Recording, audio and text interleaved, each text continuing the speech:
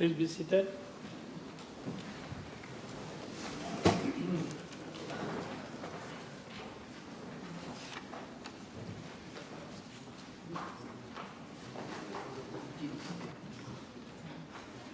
MP Utim. B23, Minister of Finance. The House has been advised that I will be answering the question. Mr. Speaker, following the private notice question, inasmuch as this question has not been withdrawn, there might be some repetition, and I do apologise to you, Mr. Speaker, and to members of the House. Mr. Speaker, sir, the House will recall that the island of Mauritius was under the direct influence of tropical cyclone Bilal as from Saturday, 13th January 2024, when a Class 1 warning was issued at around 10 a.m. As the cyclone approached our island, a Class 2 and then a Class 3 warning were issued on Monday, 15th January, culminating in a Class 4 warning with cyclonic conditions prevailing on the island until Tuesday, 16th January. As we are all aware, Cyclone Bilal wreaked havoc across the island, causing significant damage to property and pain and suffering to numerous of our compatriots. Moreover, it has now become clear to one and all that climate change is upon us, making weather patterns and their consequences even more unpredictable than ever before.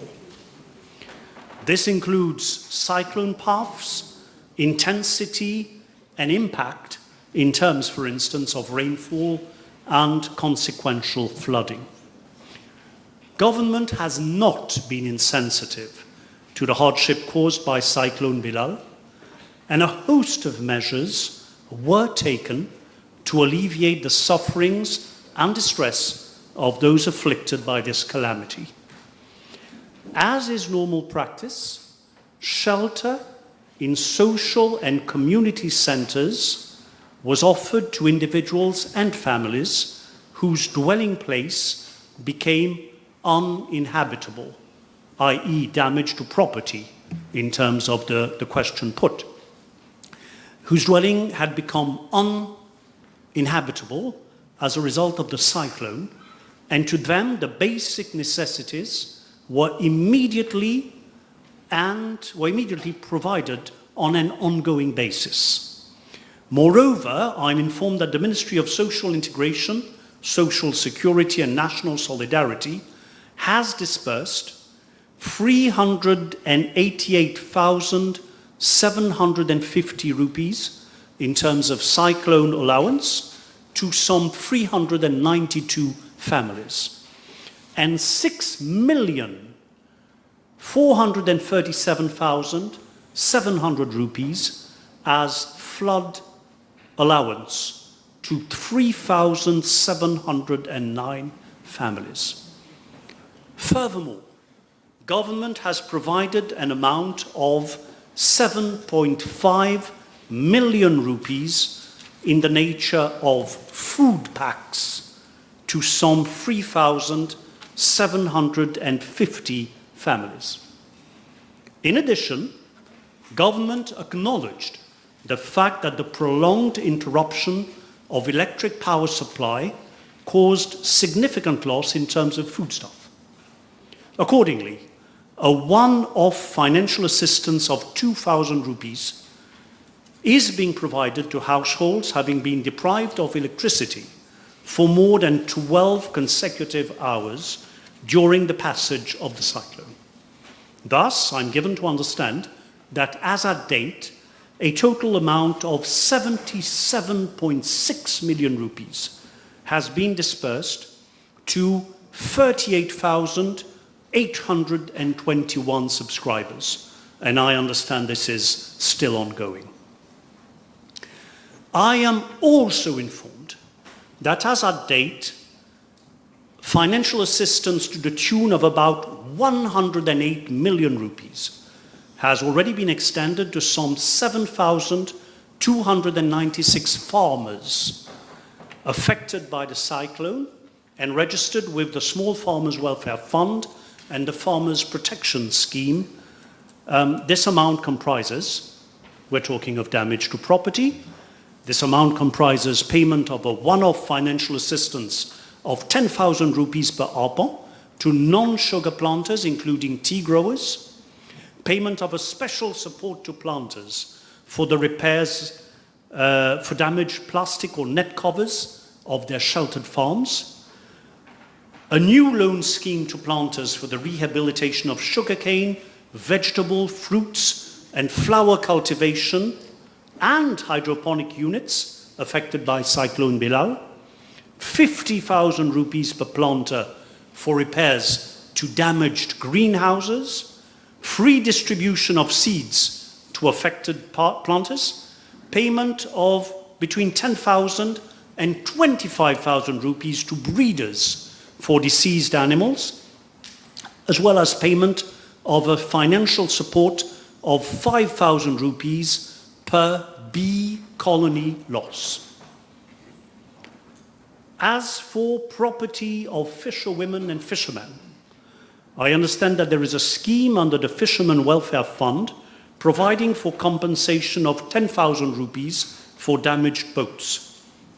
Following the passage of Cyclone Bilal, 51 cases have been registered and are being processed. As regards damages caused to motor vehicles during the passage of Cyclone Bilal, I am informed that government has at date disbursed some 26.7 million rupees as compensation to 385 beneficiaries.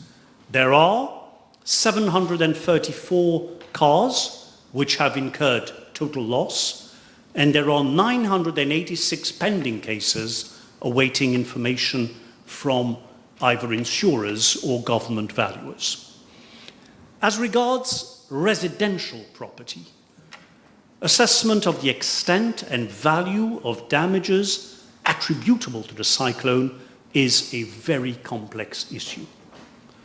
While some affected property owners chose to report the matter to the police immediately after the cyclone, many bona fide individuals did not do so, making it extremely difficult, firstly, to determine the precise number of victims, of bona fide victims of the cyclone, secondly, to effect a contemporaneous assessment of damages, and thirdly, to define the appropriate nature and extent of assistance and or compensation called for.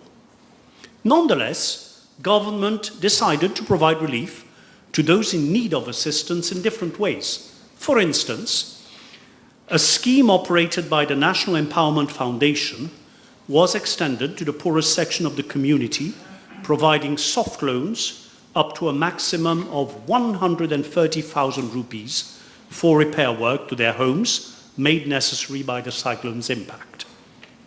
Secondly, the existing building materials scheme at the National Housing Development Company Limited is available to households whose homes have been affected by Cyclone Bilal, subject to specific conditions of eligibility to guard against abuse. Moreover, the Mauritius Housing Company Limited, MHC, has come up with a new loan scheme whereby affected households may contract loans of up to 250,000 rupees at an interest rate of 5% per annum, with a repayment period of 10 years to undertake repair works to their property.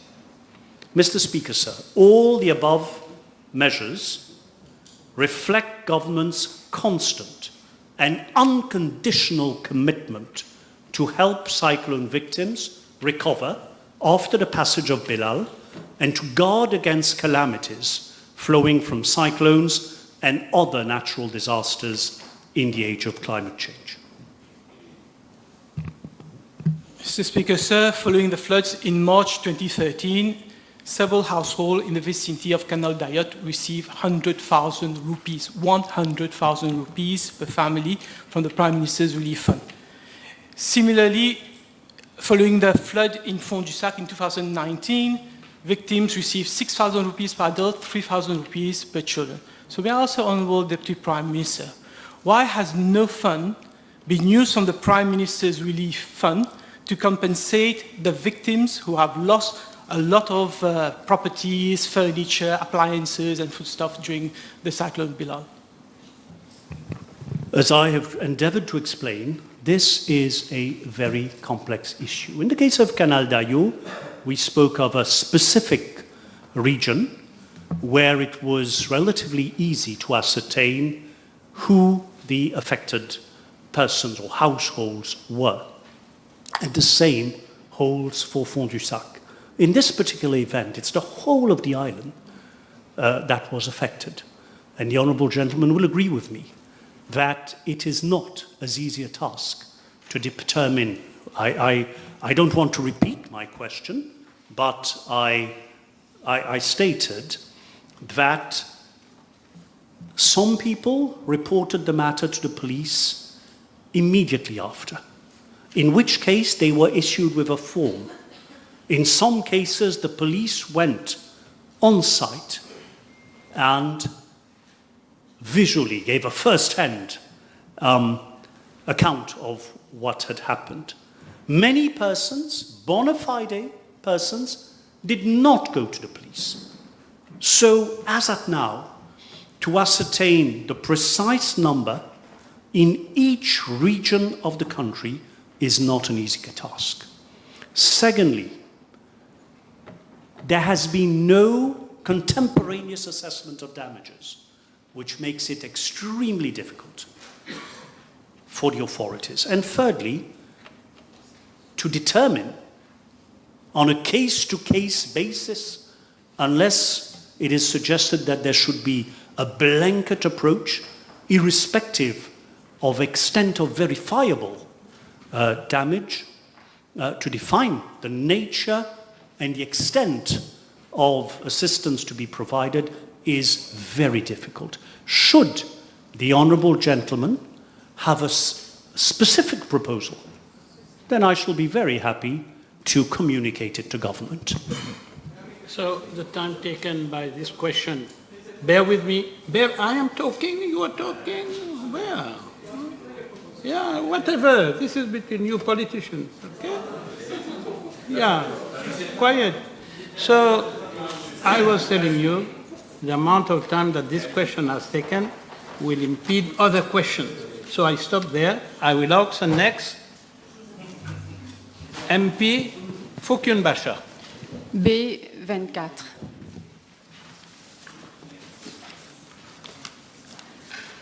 Mr. Speaker, sir, I'm informed by the Municipal Council of Beaubassin-Rosehill that following the passage of Cyclone Bilal on Tuesday, 16th of January 2024, its officers conducted surveys across the town, including the region falling under its jurisdiction, as soon as the safety bulletin was waived, in order to determine the extent of damage caused to the road infrastructure as per its established protocol. The survey revealed that damages have been caused as follows. Due to water infiltration below the road surface, extensive damage has been caused to 5 roads in the region of Moselma-Chapman View, Coromandel, necessitating complete reconstruction of these roads as per list at Annex 1, which I'm going to circulate. Secondly, damage to 14 roads as per list Annex 2, necessitating extensive cut and patch work. And thirdly, 3 roads as per Annex 3 has been damaged requiring resurfacing work. I'm informed that the cost estimate for the reconstruction of the 5 roads which were extremely damaged in the region of Moselma-Chapman View, Coromandel, is 20 million rupees, and financial clearance has already been obtained for the work. Bid has been launched on the 1st of March 2024, and the offers received are under evaluation. As regard to the 14 road necessitating extensive cut and patchwork, the cost estimate is 508,875 rupees, and financial clearance has been obtained. Bidding documents are being finalized, and bids will be launched on the 27th of March 2024. However, minor patching work have already been completed by the in-house labour of the Council. And thirdly, the cost estimate for resurfacing of the 3 roads is ₹1,180,100, and financial clearance has been obtained. Work order have been issued on the 15th of March 2024, and the contractor is expected to start the work on the 26th of March 2024, that is today. Thank you. D'après la réponse de l'honorable ministre, il est au courant de l'ampleur des dégâts de certains chemins, notamment à Chapman's View, à Coromandel, où les chemins sont effondrés avec d'énormes crevasses à presque 1 mètre de profondeur. Puis-je demander à l'honorable ministre, donc, quand vont débuter ces travaux à Chapman's View et quand ces travaux seront complétés? I've just mentioned, Mr. Speaker, bids have been launched on the 1st of March and offers received are under evaluation now. Once we evaluate it, obviously we are going to start the work. Est-ce que l'honorable ministre a l'intention de demander qu'un rapport soit fait pour situer les responsabilités sur l'effondrement de ces chemins qui sont de toute évidence le résultat d'une mauvaise construction et qui représentent un gaspillage d'argent public pour réparer les erreurs d'une construction mal faite? No, but we'll have to look into it. I mean, if these roads had been built long time ago, it's a bit difficult to situate the responsibility now. Whereas if it's of recent construction, then we'll look into it, obviously. Next question. B25, please. Mr. Speaker, sir, with your permission, I shall be replying to this parliamentary question. Dengue fever is caused by the dengue virus, which is primarily transmitted to humans through the bite of the infected Aedes mosquitoes. These mosquitoes are most active during daytime, particularly early morning and late afternoon. Dengue is not directly contagious from person to person, but spreads through the bite of infected mosquitoes, Mr. Speaker, sir. I am informed that since many years back there is an operational plan for the prevention and control of chikungunya, dengue and Zika in our republic, and this plan has been prepared by the Ministry of Health and Wellness. The plan was last updated in September 2021. It comprises the operational procedures for managing outbreaks, including overall planning, coordination for logistics of an outbreak, outbreak investigation, management of cases, situation monitoring, adult and larval control, social mobilization, and communication strategies. Another component of the plan also encompasses the surveillance task for inter-epidemic period. Since the resurgence of dengue in December last year, relevant actions were initiated as per the plan, taking into consideration the specificities of the actual epidemic. With regard to Part A, the first part of Part A of the question, I am informed that there are some 261 handheld thermal fogging machines and 2 vehicle-mounted fogging machines currently in use. As a date, the Ministry has 96 already trained personnel from the Public Health and Food Safety Department who usually carry out routine vector control activities during inter-epidemic period, for example, if there is a detection of an imported case. Due to the evolution of the epidemic trend, the manpower was reinforced with the collaboration of the Ministry of Agro-Industry and Food Security, the Ministry of Environment, Solid Waste Management and Climate Change, the Mauritius Police Force and other institutions. A total of 378 personnel have been mobilized for vector control activities. The additional personnel have, of course, been trained prior to starting the vector control exercise. Mr. Speaker, I wish to point out that this fight against dengue is not just restricted to fogging activities, fogging activities which mainly kill adult mosquitoes, but the fight also includes larviciding and destruction of mosquito breeding sites. Larviciding is carried out by spraying a larvicide solution in stagnant water, water that cannot be disposed of, and also by the destruction of mosquito breeding sites through the elimination of the stagnant water. For example, if you have a flower pot which has water accumulated in it, it's as simple as tipping the pot over and getting rid of the water. The established protocol for fogging activities is based on the activities of the female mosquitoes, as has been advised by the entomologist of the Ministry of Health. This practice has been endorsed by the World Health Organization consultants. Fogging can be carried out from 5:30 in the morning to 9 o'clock in the morning and 3:30 to 8 p.m. in the afternoon. However, it has been deemed more appropriate that larviciding activities be carried out every day in the morning and fogging activities be carried out in the afternoon from the hours 3:30 to 8 p.m. With regard to the frequency to repeat fogging activities, the protocol differs based on the number of cases detected in that area. During the larviciding activities, an inspection of the premises is conducted and inhabitants are also educated on the elimination of mosquito breeding sites.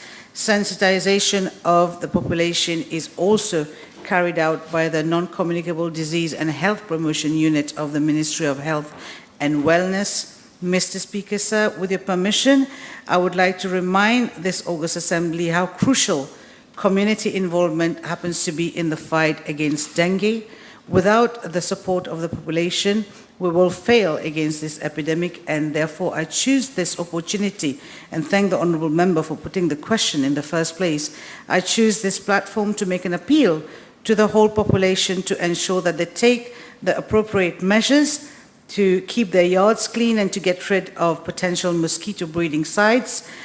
Mr. Speaker, sir, as to the second part of Part A of the question, the House may wish to note that as at date, 25,000 boxes of mosquito coils as well as 618,750 repellent creams have been procured.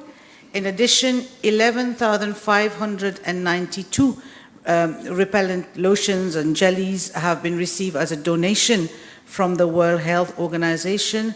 The mosquito repellents are being distributed on a priority basis to the persons infected as well as in hotspots region in an attempt to circumvent the spread of the disease. Mr. Speaker, sir, with regard to Part B of the question, as at the 24th of March this year, there are 334 active cases. Unfortunately, 4 patients have passed away due to the dengue fever since the beginning of the year. Thank you. I don't know whether the Honourable Minister may have the information, but what was the preparedness plan with regard to the therapeutic need of blood products such as platelets and fresh frozen plasma, which are paramount in the treatment of severe cases of dengue, which was so scarce during the peak of the epidemic? Mr. Speaker, sir, I am not privy to that level of information, and I would invite the Honourable Doctor to appreciate and bring a substantive question to the substantive Minister whenever he's back. So let's move to the next question. Before moving to the next question, let me announce question B26, B30, B35, B52, B57, B58, B68, B75 have been withdrawn. I now call Honorable Abbas Mahmoud. Mr. Speaker, sir, I'm informed by the Municipal Council of Port Louis that following the cyclone Bilal on the 15th of January 2024, several roads were damaged as a result of flooding. After the cyclone, all local authorities were requested to carry out a survey to assess the extent of the damages caused to secondary and lateral road under their respective jurisdiction. Following the survey, the Municipal Council of Portlaoise submitted a list of 11 roads that were damaged and needed to be resurfaced or reconstructed to the tune of 41,165,500 rupees. A request for fund was submitted to the Ministry of Finance, and the financial clearance was obtained on the 14th of February 2024. I'm tabling a list of the 11 roads that needed to be resurfaced, and I've been told that bids are being prepared and it's going to be launched pretty soon. Thank you, Speaker. Is the Minister satisfied of the volume of work that has been done till now? Mr. Speaker, sir, as we know, after the cyclone, a lot of work, and not only the road work, but the drains and everything were damaged. So there was a lot of work done by the council, not just municipal, but district council as well. So, okay, it's taking a bit of time, but there has been a lot of damages in the drains, in the road, but the work is progressing. Next question. B28.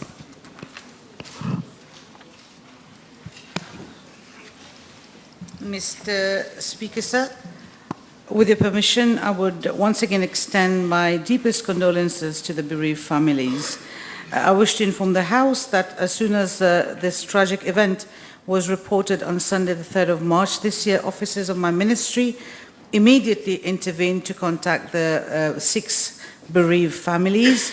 I am informed that site visits have been conducted by the family counselling officers and psychologists of my ministry on the 4th and the 5th of March at the residence of all the bereaved families at Triolet, Troubiche and Souillac, where family members were provided with in-depth psychological counselling.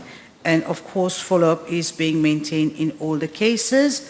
Mr. Speaker, sir, I am further informed that a psychologist of my ministry conducted a site visit at the SSR National Hospital on the 4th of March to provide psychological support to the victims who were injured during this accident. However, the officer was informed that the victims who were admitted thereat were already discharged except for 2 of them.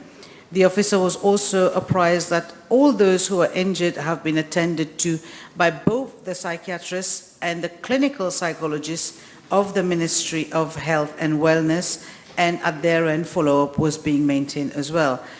Mr. Speaker, sir, I am informed by the Ministry of Health and Wellness that a psychological evaluation was done to determine the most appropriate intervention in each case. Emotional support was provided in helping the individual to stabilize from the acute grief reaction.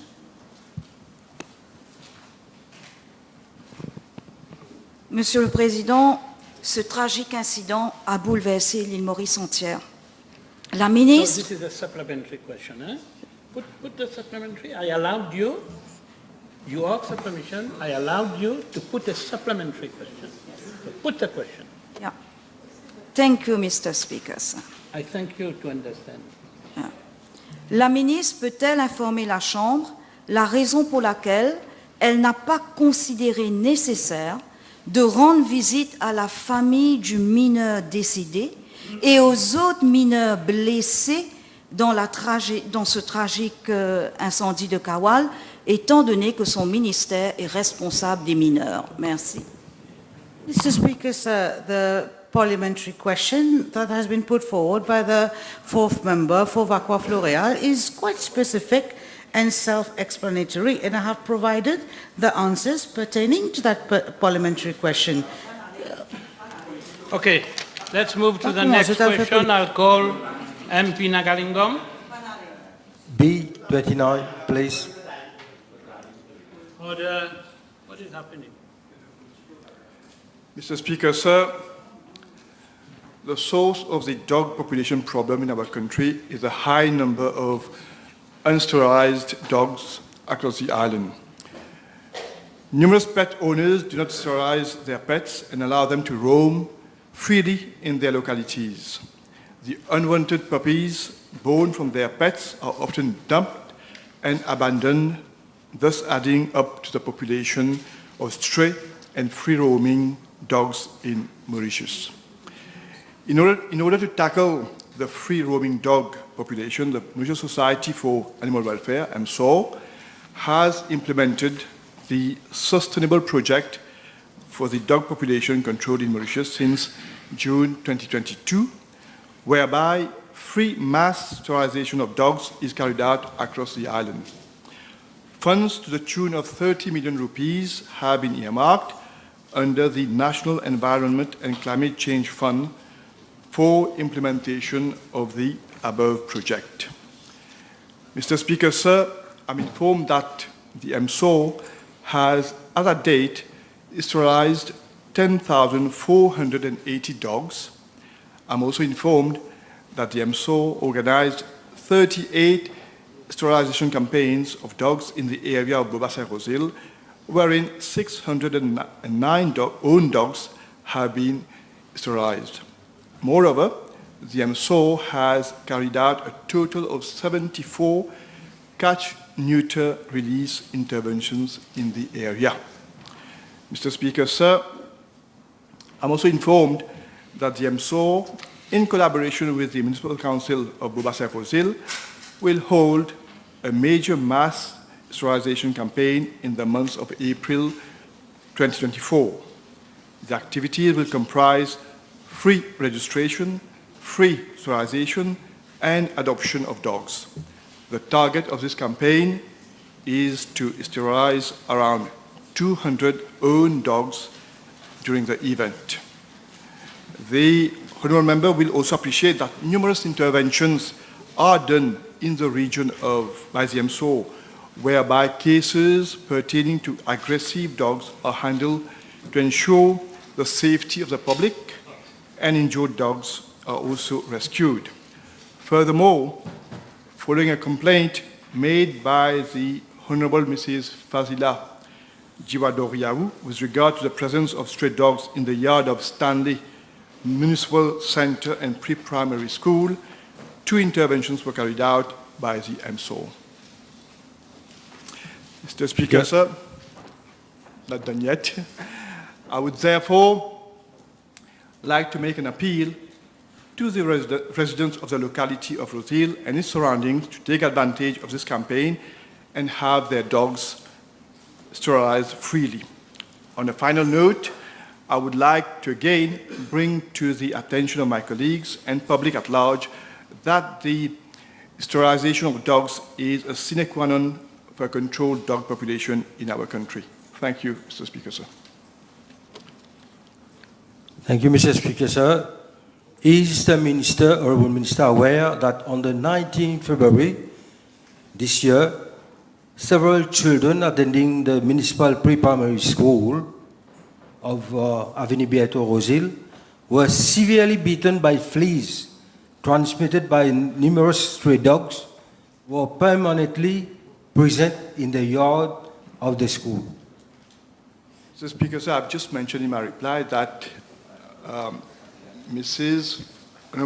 Fazila Doriaou, in fact, did contact me personally, and straight away I called the MSO and asked them to intervene, which they did, and in fact, on 2 occasions they did intervene at that precise location to address this issue. Can the Honourable Minister tell us if he has an updated statistic in terms of number of stray dogs in Mauritius, and what is the responsibility of MSO and its annual budget? But your question was related to Rosil and its surroundings. Now you're asking a question around the whole... No, I am the speaker. Excuse me. So I have to regulate. So you're asking, I don't know if the minister has the reply for that, for the whole country. Whereas you put your initial question for one region. You see, you're intelligent to understand this point I'm making. Okay, let's move on to the next question. MP Bouling. Bistro 31. Mr. Speaker, sir, with your permission, I shall reply to this speaker. Provisions have been made under the Environment Protection Act for the mechanism to deal with an oil spill. A national oil spill contingency plan was developed in 2003 and reviewed and updated last year to provide an integrated organizational framework for the effective and prompt response to oil spill pollution. The NOSCP sets out the roles and responsibilities of relevant authorities before, during, and after an oil spill. It also makes provision for a National Oil Spill Coordination Committee to be constituted to, inter alia, coordinate with all stakeholders regarding remedial and containment measures, advise on the scientific and technical aspects of environmental protection and management, and recommend cleanup operations and measures for the disposal of pollutants. In line with the existing protocol, Mr. Speaker, sir, the NOSCC was set up following both oil spill incidents, that is from Marine Biotechnology Products Limited and Washride Services Limited in January and March, respectively. This interministerial committee, chaired by the Director of Environment, comprises representatives of the Ministry of Blue Economy, Marine Resources, Fisheries and Shipping, the National Disaster Risk Reduction and Management Center, the Special Mobile Force, the National Coast Guard, the Mauritius Ports Authority, the Road Development Authority, the National Parks and Conservation Service, the Forestry Service, and the Water Resources Unit of the Ministry of Energy and Public Utilities. In planning the response to both incidents, the committee assessed the impacts on the estuary in light of the findings of joint site visits carried out by the public bodies concerned, and on the basis of tests conducted by relevant authorities.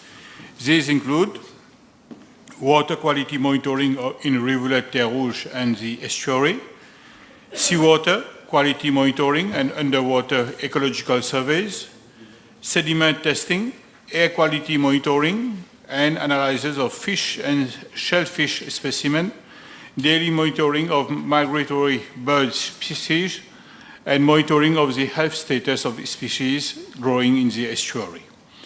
To better gauge the impacts of the oil spills, monitoring exercises will be pursued by stakeholders in their respective field of expertise. Analyses would also be conducted to assess whether the food chain has been affected. Mr. Speaker, sir, with regard to part A1 of the question, provision has been made in the NOSCP for cleanup strategies and removal of oil. In view that the Rivulet Terre Rouge Estuary Bird Sanctuary is located within the port limit, the Port Louis Harbour Oil Spill Response Plan would be activated forthwith in the event of any oil spill in the port area which may threaten the estuary. Notwithstanding existing legal provisions, my ministry is envisaging to team up with the NPCS and other relevant authorities in regard to the drafting of an oil spill contingency plan dedicated for the estuary. As regards part A2 of the question, and in line with the instruction issued by my ministry, MBPL submitted an oil spill disposal and remediation plan to my ministry on the 24th of January 2024. WSL has been requested to submit a remedial plan for the remaining works in the mangrove areas by end of March. Mr. Speaker, sir, the various oil spill incidents which have occurred over the past years have caused tremendous damage to our ecosystems. To hold polluters accountable for their actions, provisions relating to oil spill preparedness and response would be reinforced, and new legal requirements with regard to environmental and social governance will be introduced in the context of the proposed review of the legislative framework governing environmental protection very shortly. Mr. Speaker, sir, in relation to part B of the question, an inquiry has been initiated by the Terre Rouge and Rochebois police stations on the oil spill incidents.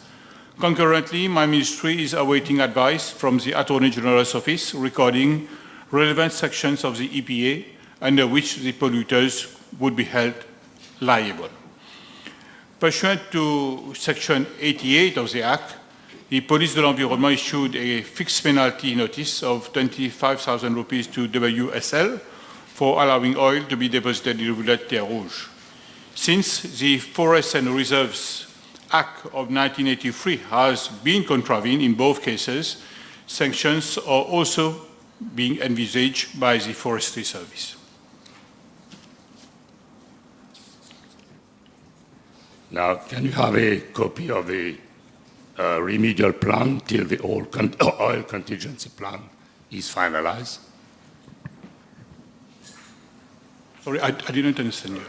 Can you have a copy of the remedial plan till the oil contingency plan is finalized? Il n'y a absolument aucun problème, Monsieur le Président. Comme je l'ai dit, le dernier NESCP date de 2003, mais ce plan a été reviewed and updated last year. Si l'honorable membre souhaite avoir une copie de ce plan-là, ça ne me cause aucun problème, Monsieur le Président. Yes. Will the Minister inform the House if the Secretary General of the convention on Ramsar site, was she apprised of the accident that happened in the rivulet of Terre Rouge?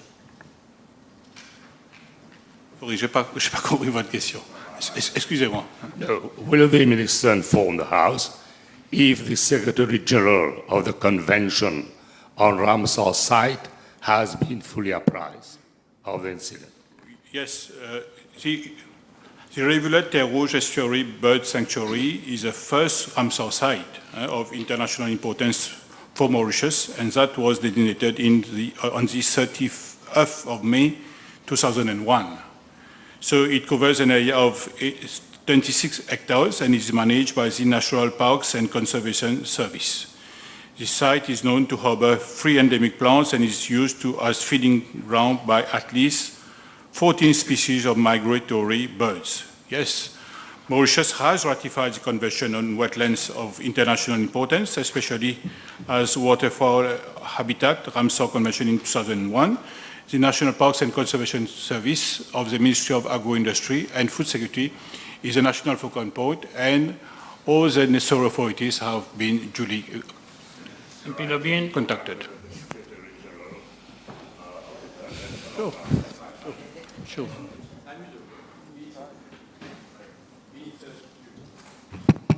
B32, please.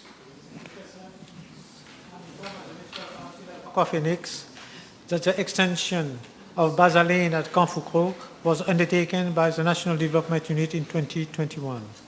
Subsequently, the National Development Unit has informed that following a procurement exercise, the contract for the construction of Lachua Lane and extension of Baza Lane at Kanfukro was awarded on the 27th of April 2021.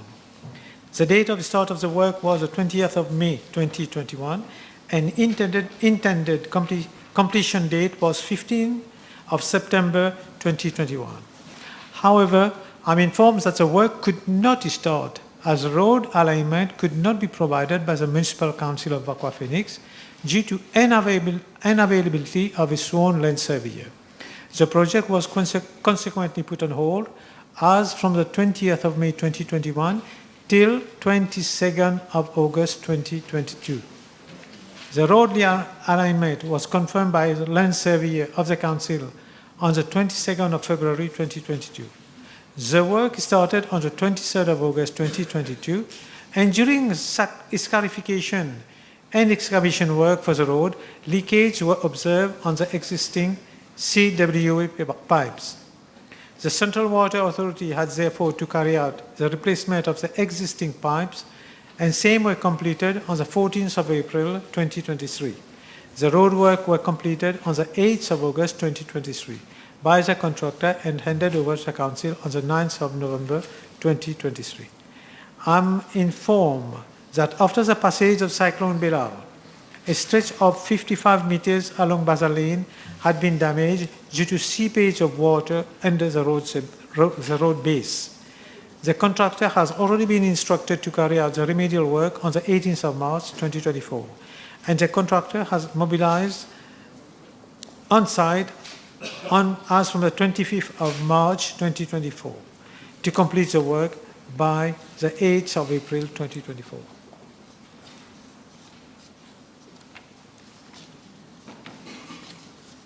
MP Usman Mohammed. B33. Mr. Speaker, sir, I'm informed by the National Housing Development Company Limited, NHDC, that in 2022, the Board of Directors decided to recruit a Chief Finance Officer for the NHDC and its subsidiary, the National Social Living Development Limited, NSLD, to ensure good governance and transparency. I'm further informed that a recruitment agency was, for that purpose, selected in early 2023, further to a bidding exercise. According to information provided by the NHDC, the said recruitment agency proceeded to shortlist 12 potential candidates for the position, followed by a further shortlisting exercise and interviews. I am given to understand that in February 2024, Mr. R.A.M. was appointed Chief Finance Officer of the NHDC and of its subsidiary, the NSLD. According to the NHDC, the relevant remuneration reflects the salary scale corresponding to the grading of internal positions and also takes into account the qualifications, experience, specific functions, and salary benchmarking. The total monthly remuneration drawn by the incumbent is stated by the NHDC to be 252,000 rupees. This consists of a monthly package of 225,000 rupees that includes extra hours, public holidays, overtime and weekends, along with a traveling allowance of 25,000 rupees per month for both commuted and official traveling, and a monthly allowance of 2,000 rupees. And I ask the Honourable Deputy Prime Minister whether he is aware that the newly appointed CFO of the NHDC Limited, Mr. R.A. Baslan, is the brother of the DPM's political activist and current board member. Excuse me. Okay, I will withdraw that part. Okay. No, excuse me. I'm the speaker, I have the right, I'm paid for that. When I start talking, you should stop. Okay, let's agree on that. Okay? I'm a very cool man. So am I. Your question is, you're diverting from your main question. So I allow you one supplementary, put a straightforward question to the main question. I'm going to rephrase my first question so that it is compliant with your requirement. But we don't have this in Parliament. Can I ask the Honourable Deputy Prime Minister? Paraphrasing or rephrasing during question time doesn't exist. Okay. I allow you. We'll save time if you allow me to ask my question. No, you will save time if you correct yourself. I've agreed with you on this. Okay, if you agree, go ahead. Yeah. Put your question, straightforward. Okay. Is in fact the brother of the current board member, Mr. Shamim Mahmood Maslan. Mr. Speaker, sir, the short answer is no, I am not aware. Now, I have time and time again explained to the honourable gentleman in this House that the role of the Minister of Housing is not to run the NHDC, nor to interfere in the management of the NHDC. In fact, until the honourable gentleman put this question, I was not even aware that CFO had been recruited earlier this year by the NHDC. Now, if the honourable gentleman has any doubt in his mind, a lurking doubt, that there has been impropriety either on my part or on the part of any other official, I am inviting him here and now to go out, to go to the relevant authorities, whether it is the police, ICAC, or whomsoever he considers appropriate, and denounce the alleged impropriety. Let's listen to MP Boda.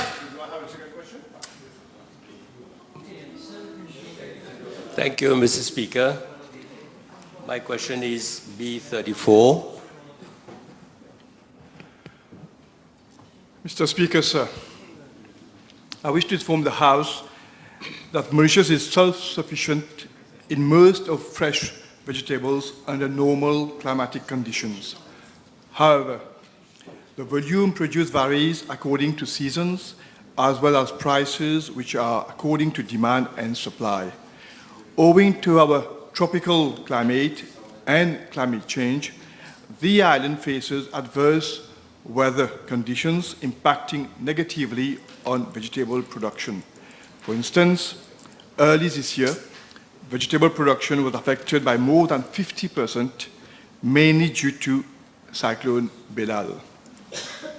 Mr. Speaker, sir, in view of the unforeseen shortage of vegetables on the local market at that time, and to stabilize the consequential increase in prices, my ministry initiated actions through the Agricultural Marketing Board, the AMB, to import fresh vegetables.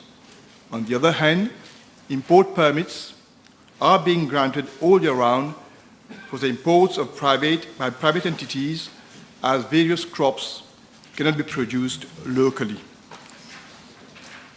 Mr. Speaker, sir, in respect to Part A and B of the question, I'm informed that from January 2024 to 20th March 2024, the National Plant Protection Office of my ministry issued 972 import permits for the importation of some 865 tons of vegetables, comprising carrots, cabbage, cauliflower, sweet pepper, lettuce, beans, beetroot, broccoli, fine herbs, and chili, out of which imports by the AMB stand at 236 tons, while the private sector imported 629 tons.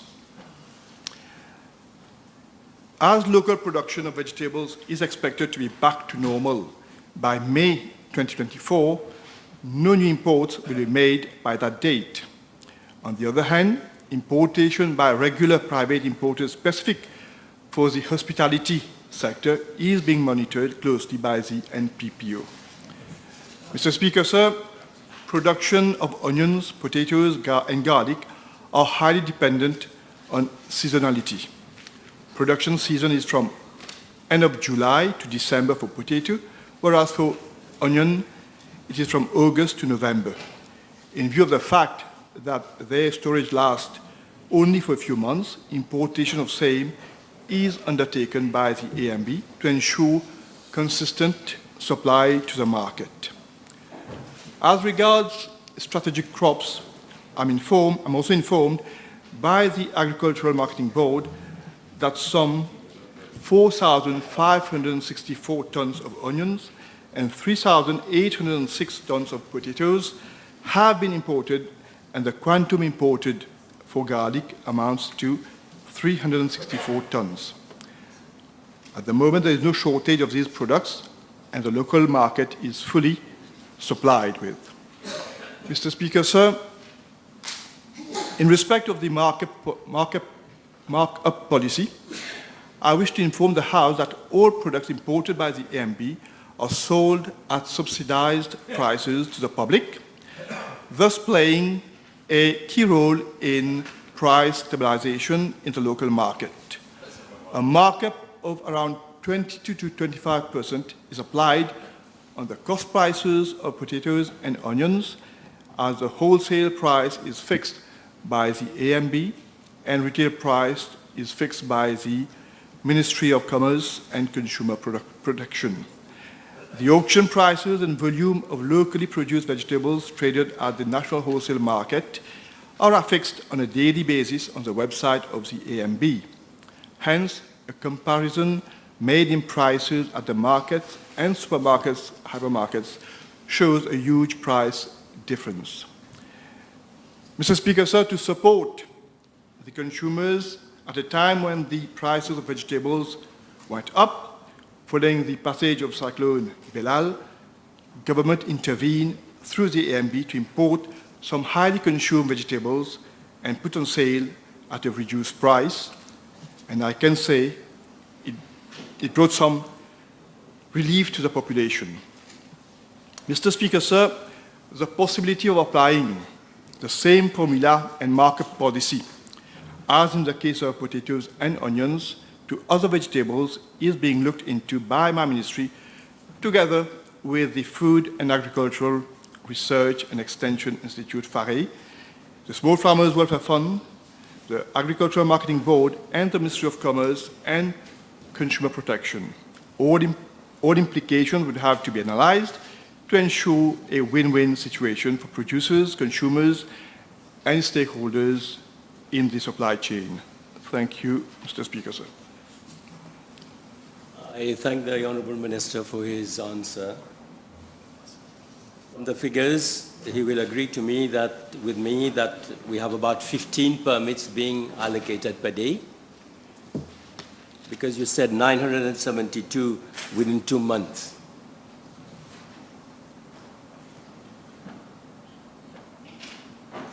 So are you confirming that you are granting 15 import permits to import vegetables per day? I mean, average? If you were to bring it to an average per day, yeah, that would be correct to say it. If you take the number of days, the number of permits issued, divide the number of days during that period, you will come to that, probably. I didn't make that calculation, though, I must say. May I ask a second question, Mr. Speaker, sir?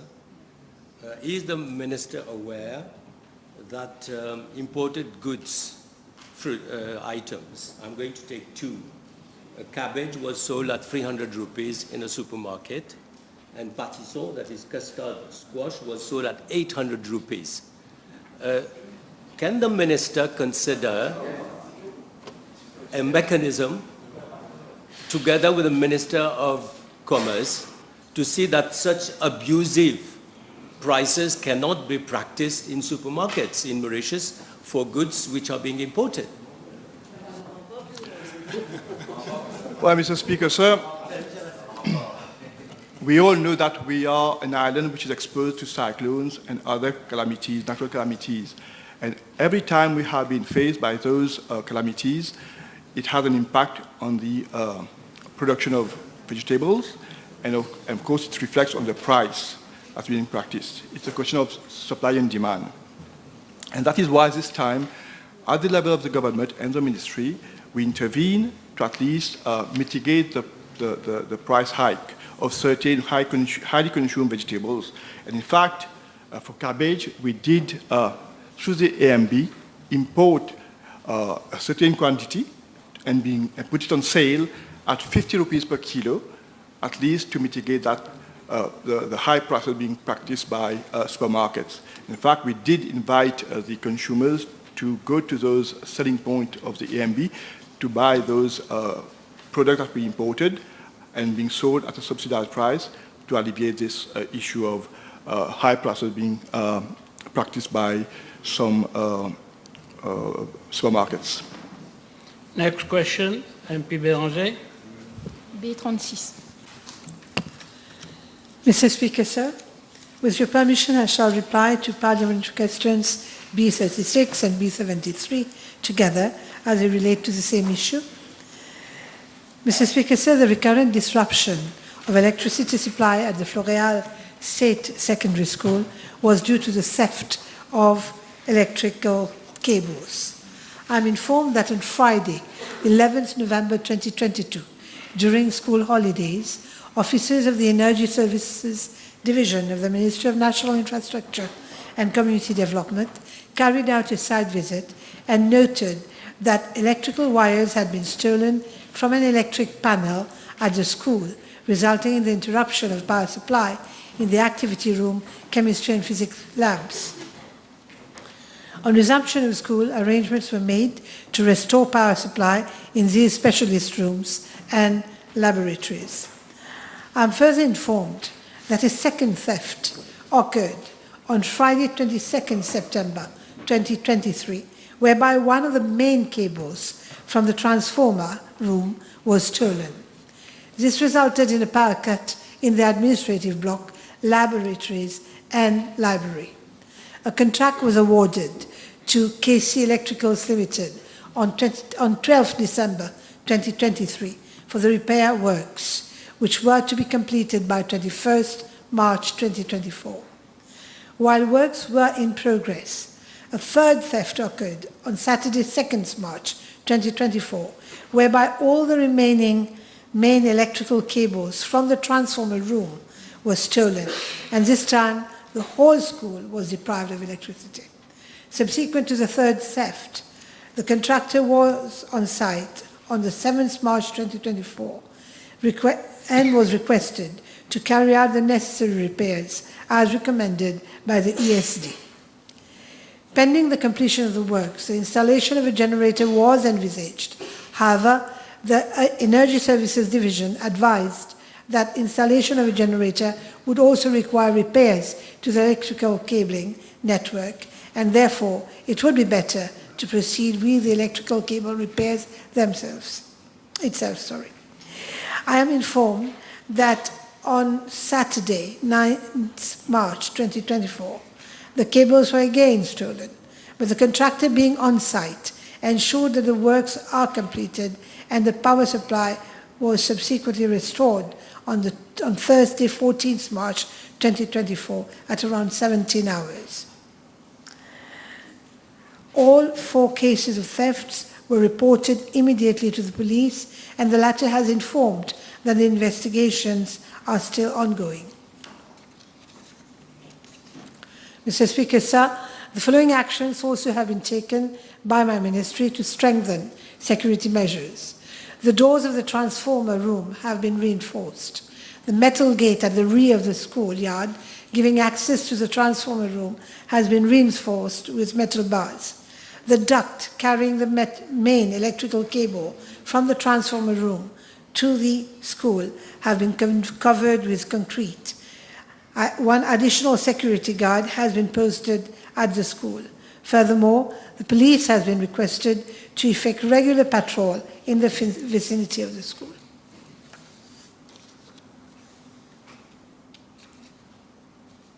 La ministre a fait mention elle-même de plusieurs vols de câbles qui durent depuis plus d'1 an.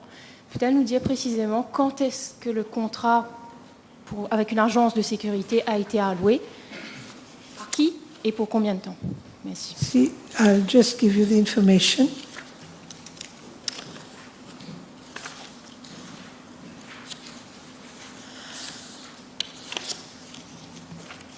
I'm informed, Mr. Speaker, sir, that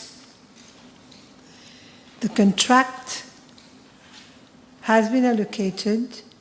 The contract was initially allocated to RSL Securities for daytime security services and RSS Securities for nighttime security services. The contract has been awarded, a new contract awarded to RSL as from February 2024. Monsieur le Président, je vous remercie. Madame la vice-première ministre, pourriez-vous expliquer à la Chambre comment un problème d'approvisionnement d'électricité qui a perduré pendant près de 2 ans au SSS de Floréal a soudainement été résolu en quelques heures seulement, le jour même de la manifestation des étudiants? Merci. Monsieur le Président, au cours de ma réponse, j'ai bien fait ressortir qu'il y avait déjà un contracteur sur les lieux pendant que les câbles ont été volés. Et de ce fait, on a demandé au contracteur de s'assurer que les travaux se fassent rapidement. Les travaux étaient déjà en cours et bien sûr, étant donné que le contrat devait être terminé, ou plutôt le travail aurait dû être soumis le 21 mars, on a fait pression et de ce fait, le contracteur s'est assuré que les travaux soient complétés le 14 mars. Honorable Tour. B37. Mr. Speaker, sir, In my reply to parliamentary question B1681 on the 5th December 2023, I informed the House of the complexity for the construction of an access road at Bouling as requested by the inhabitants of the region. In this context, I'm informed that the NDU and the RDA had further consultations on the matter and have taken cognizance of the situation whereby the inhabitants of Bouling village are having difficulties to access the village of Long Mountain. Furthermore, the existing access road is not in good condition and worsens during heavy rainfall. Being prone to water and mud accumulation, the said road is narrow and risky. The more so as vehicles and pedestrians use the same access to travel between Bouling and Long Mountain. In addition, there is no proper lighting on the road. Mr. Speaker, sir, in order to alleviate the difficulties being faced by the inhabitants and following discussion with officers of my ministry, with also relevant stakeholders, including the Honourable Member herself, some short-term measures are being envisaged, namely, first, the reinstatement, upgrading of the existing access road as far as practicable. Second, provision of proper lighting on that road. Third, installation of traffic light to allow the vehicle to drive through the access road safely. And fourth, implementation of appropriate flood mitigating measures to prevent water, mud accumulation on the road. Mr. Speaker, sir, as a long-term measure, the possibility for the construction of an overhead bridge across the motorway M3 to enable the safe movement of pedestrians to and from Bouling and Long Mountain is under study. In this context, a site visit with different stakeholders, namely the RDA, the NDU, the TMRSU, would be held shortly to assess its feasibility. The local authority concerned, namely the District Council of Pamplemousse, will also be invited for the site visit to consider the regular cleaning of the existing track used by the inhabitants to access Crèvecoeur. Thank you, Mr. Speaker. Thank you, Mr. Speaker. Sir, can the Honourable Minister give us a timeline for the measures he mentioned in his reply for his ministry to implement? Mr. Speaker, sir, as I said, there will be a meeting that will be held along with the site visit with all relevant stakeholders. And as soon as this site visit is done and whatever I've listed as measures is agreed upon, the work will start in the days to come. Next question, MP Wuchit. B38. Mr. Speaker, sir, I wish to inform the House that a list of the fleet of scavenging lorries of the 11 local authorities which provide in-house scavenging services, together with a condition, is being placed in the library of the National Assembly. It is to be noted that the District Council of Black River outsources all its scavenging service. With a view to improving the service delivery, my ministry launched a procurement exercise for the acquisition of the following vehicle and after obtaining the required fund from the Minister of Finance: 28 tipper lorries and 24 compactor lorries. That is 52 lorries together. Contracts have already been awarded for the acquisition of this vehicle, and as of date, 7 compactors have already been delivered to 6 local authorities, namely Municipal Council of Port Louis, Quatre Bornes, Cuepip, District Council of Pamplemousse, Moka, and Savane, respectively. The remaining 45 vehicles will be delivered during this year to the local authorities. Mr. Speaker, sir, government has, in line with its objective of making Mauritius a green and a sustainable economy, decided to inject funds to the tune of 170 million rupees in the modernization of the scavenging lorries of the local authorities.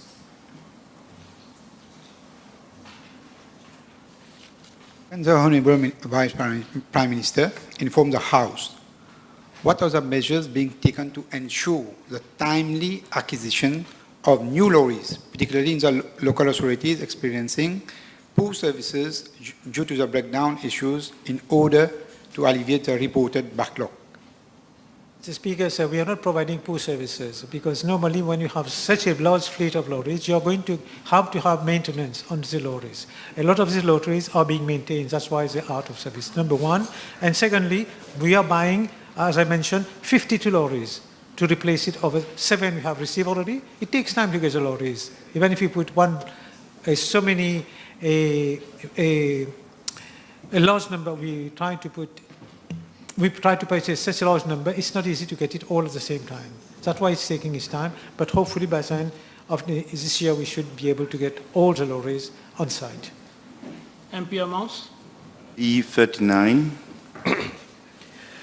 Mr. Speaker, sir, I shall reply to this parliamentary question with your permission. In fact, the House is aware, on 11th of March 2024, the Sir Nuru Jagannath Bridge has been opened to vehicular traffic. The bridge is a unique and complex structure, spanning over a length of 330 meters and a height of 120 meters over the ground. With the opening of the bridge, I'm informed by the RDA and the police department that the traffic flow has greatly improved during peak and normal hours and has drastically reduced travel time along the roads, namely from Coromandel toward Port Louis, on Black River Road at the junction of Monte S, at Grande Rivière Nord-Ouest Junction at La Tour-Kénique, Pointe-Sable, at Cité-Balégie by Plaine-Lezan, and from Port Louis towards Grande Rivière, La Tour-Kénique, Pointe-Sable, Cité-Balégie, and Plaine-Lezan. Moreover, according to feedback received from the general public, the opening of such bridge has resulted in a marked improvement of the travel time during peak hours for road users and a visible reduction in traffic in different locations, namely at Eben, Réduit, Rosil, Vendémeche, Beaubassin, Grande Rivière, Belle Village, Coromandel, Gros Caillou, and Petite Rivière. Traffic from the center and the north has now started using such bridge, and the A1 Ifri Road to the west, thereby significantly reducing traffic volumes along Phoenix, Bouchons Link Road, and traffic congestion at Pontfair, Saint-Lucien, Boussonge, and to Cascade region. Mr. Speaker, sir, with regard to part A of the question, I'm informed by the RDA that as a safety measure, prior to the opening of the bridge, a fencing of 2 meters high and comprising also barbed wires have been installed throughout the whole bridge railing. Moreover, with a view to providing a more effective deterrent to any person with suicidal intention, I'm informed that the RDA has already planned to install a more detailed system of angle and horizontal barbed wires protruding from the footpath. This system will act as an additional physical barrier to stop falls while also discouraging any climbing attempts. The proposed system will also be implemented in such a way to blend aesthetically with the bridge. The design of the proposed system is being reviewed and refined, taking into consideration the impact of strong winds on this additional structure. Additional security measures will be provided at each end of the bridge, such as security fencing to prevent access to the abutments. Mr. Speaker, sir, as regards the installation of safe city camera along the bridge, I'm informed by the Commissioner of Police that action is being initiated for the implementation of same at the earliest. In addition, no waiting signs, posts, and double lines will all soon be placed on both sides of the bridge. Furthermore, several measures have been put in place by the police to ensure security of road users and vehicular traffic, such as performing standby duty at the bridge during daytime and frequent patrol during nighttime, preventing parking along the lay-by and along the road to prevent obstruction along both ways to minimize the risk of accident and damage to public infrastructure, and regular speed checks. Mr. Speaker, sir, with regard to part B of the question, given the magnitude and complexity of such bridge, and also in view of the strong winds which prevail in that region, risk management studies, investigation have been carried out at different stages of the project from conception to implementation and beyond. prior to the construction, various risk management studies, investigation have been carried out, taking into consideration international norms and standards that accepted practice of construction and safety requirements for the undertaking of such complex works. During the construction stage, essential care was taken to ensure safety of workers and the site through a dedicated specialized unit to oversee any risky situation. After the completion of the bridge, appropriate risk management tests have been carried out in accordance with internationally recognized requirements for such a complex bridge, including first load tests consisting of 28 heavy loaded trucks of 30 tons each were aligned to reproduce the most critical load condition on the bridge and to assess the deflection. I'm informed that the deflection recorded was within the expected design deflection, implying that the bridge is operating within its design characteristic with no risk of structural collapse. And secondly, a road safety audit of the bridge and auxiliary road has been carried out by a team of independent professionals specifically to address the risk of any possible hazard. In addition, a team from the Road Development Authority and the Korea Expressway Corporation of South Korea is also carrying out regular visits to the bridge for monitoring of all aspects, including safety of pedestrians, safety of traffic, and safety of the public in general. Besides, an assessment of the conditions of operation of the bridge is continuously being done by the RDA, which includes stakeholders management with the police department, National Disaster Risk Management Center, the Traffic Management and Road Safety Unit, the fire services, with a view to mitigating risk of accident and damage to infrastructure. Thank you, Mr. Speaker. Mr. Speaker, I also had the chance to go and visit the bridge this morning, and I've noted that eventually there is a 2-meter height fencing of very poor quality and a barbed wire as flexible as my hairs. So may I know from the Minister when he intends to replace it as he just replaced it? You're saying things as if you're an expert. You're not an engineer. This is your opinion. How can you express your opinion? Put a supplementary question. The same subject, please. Stay quiet. Stay quiet, please. Put a supplementary question, put the same subject matter, but directly, without your opinion, without any hypothesis. So I stop you there, no question.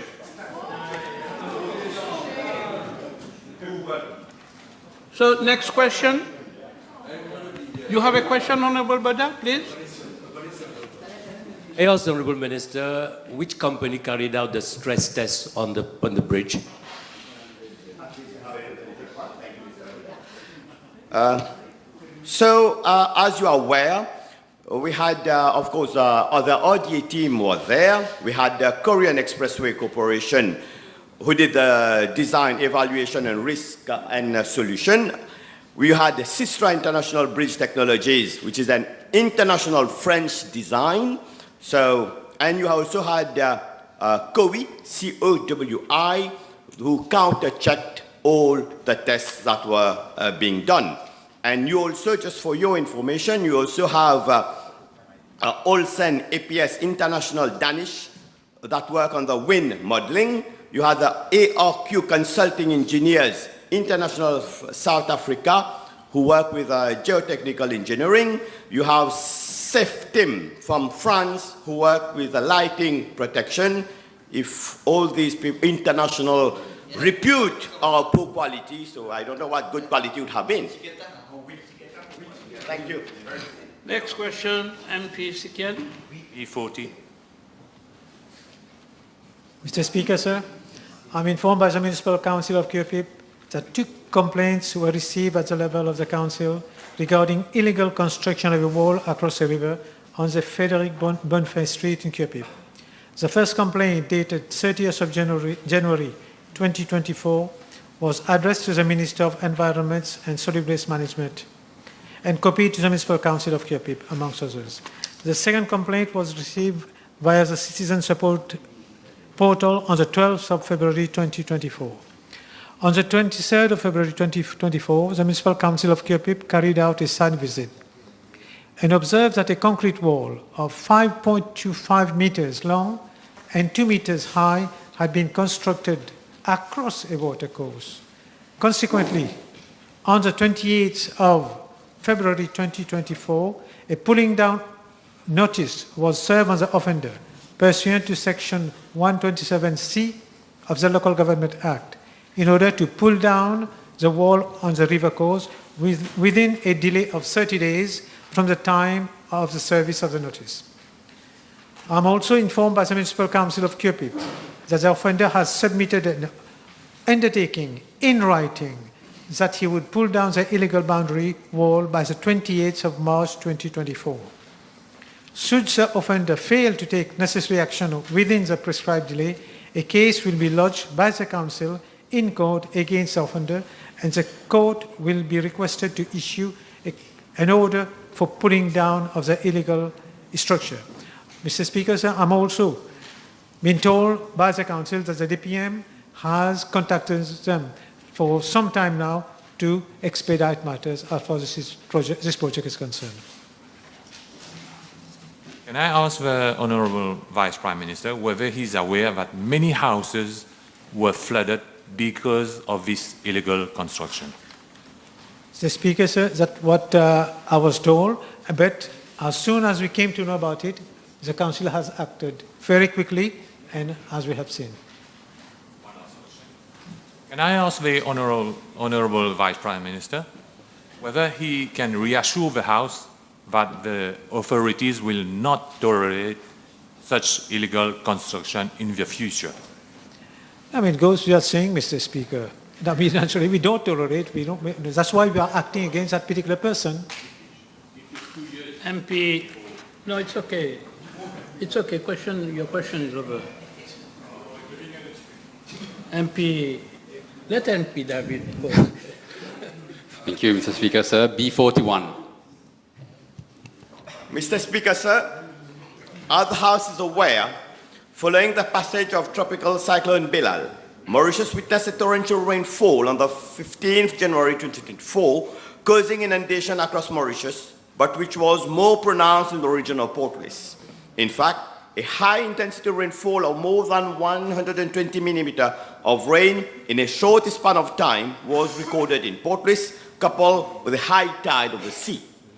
The region of Canal Dayot was indeed impacted by major water accumulation on that day. Mr. Speaker, sir, I wish to inform the House that the region of Canal Dayot was declared high-risk flood-prone area by the Land Drainage Authority in 2019, and attempts to implement flood mitigating measures in that region were unsuccessful, on which I will give details later in my reply. Mr. Speaker, sir, as regard to Part A1 of the question, a post-assessment survey was conducted by the Land Drainage Authority on the 19th January 2024 in order to take cognizance of the causes of flooding in the region of Canal Dayot. And it emerged that the reasons attributed to the flooding were, firstly, the inadequate hydraulic capacity of the canal to convey the peak flow generated during the cyclone Bilal. Second, the limited capacity of Russell Bridge to convey the flow. And thirdly, the surge as a result of the increase of sea level during the cyclone, which means here, Mr. Speaker, sir, that in fact it was sea water that was getting inland. Mr. Speaker, sir, as regard to Part A2 of the question, I'm informed that some 25 houses, commercial buildings, were impacted and the flood mark recorded was around 1.7 meters. Mr. Speaker, sir, with regard to Part B of the question, I wish to draw the attention of the Honourable Member that the history of flooding at Canal Dayot dates back to a decade. The House will recall that Canal Dayot was impacted in 2013, following which several measures were initiated as a matter of urgency by the NDU under the Emergency Rehabilitation Programme. These include cleaning and dredging of River Saint-Louis, deepening and widening of the river wherever necessary, and supply and laying of rock bunds on the bank of the river wherever required. Following another episode of flash flood on the 30th March 2018, the NDU was called upon to undertake remedial works at Canal Dayot, comprising the enlargement and desilting of the river, securing both river beds with rock bunds, and the construction of internal drains in Canal Dayot village.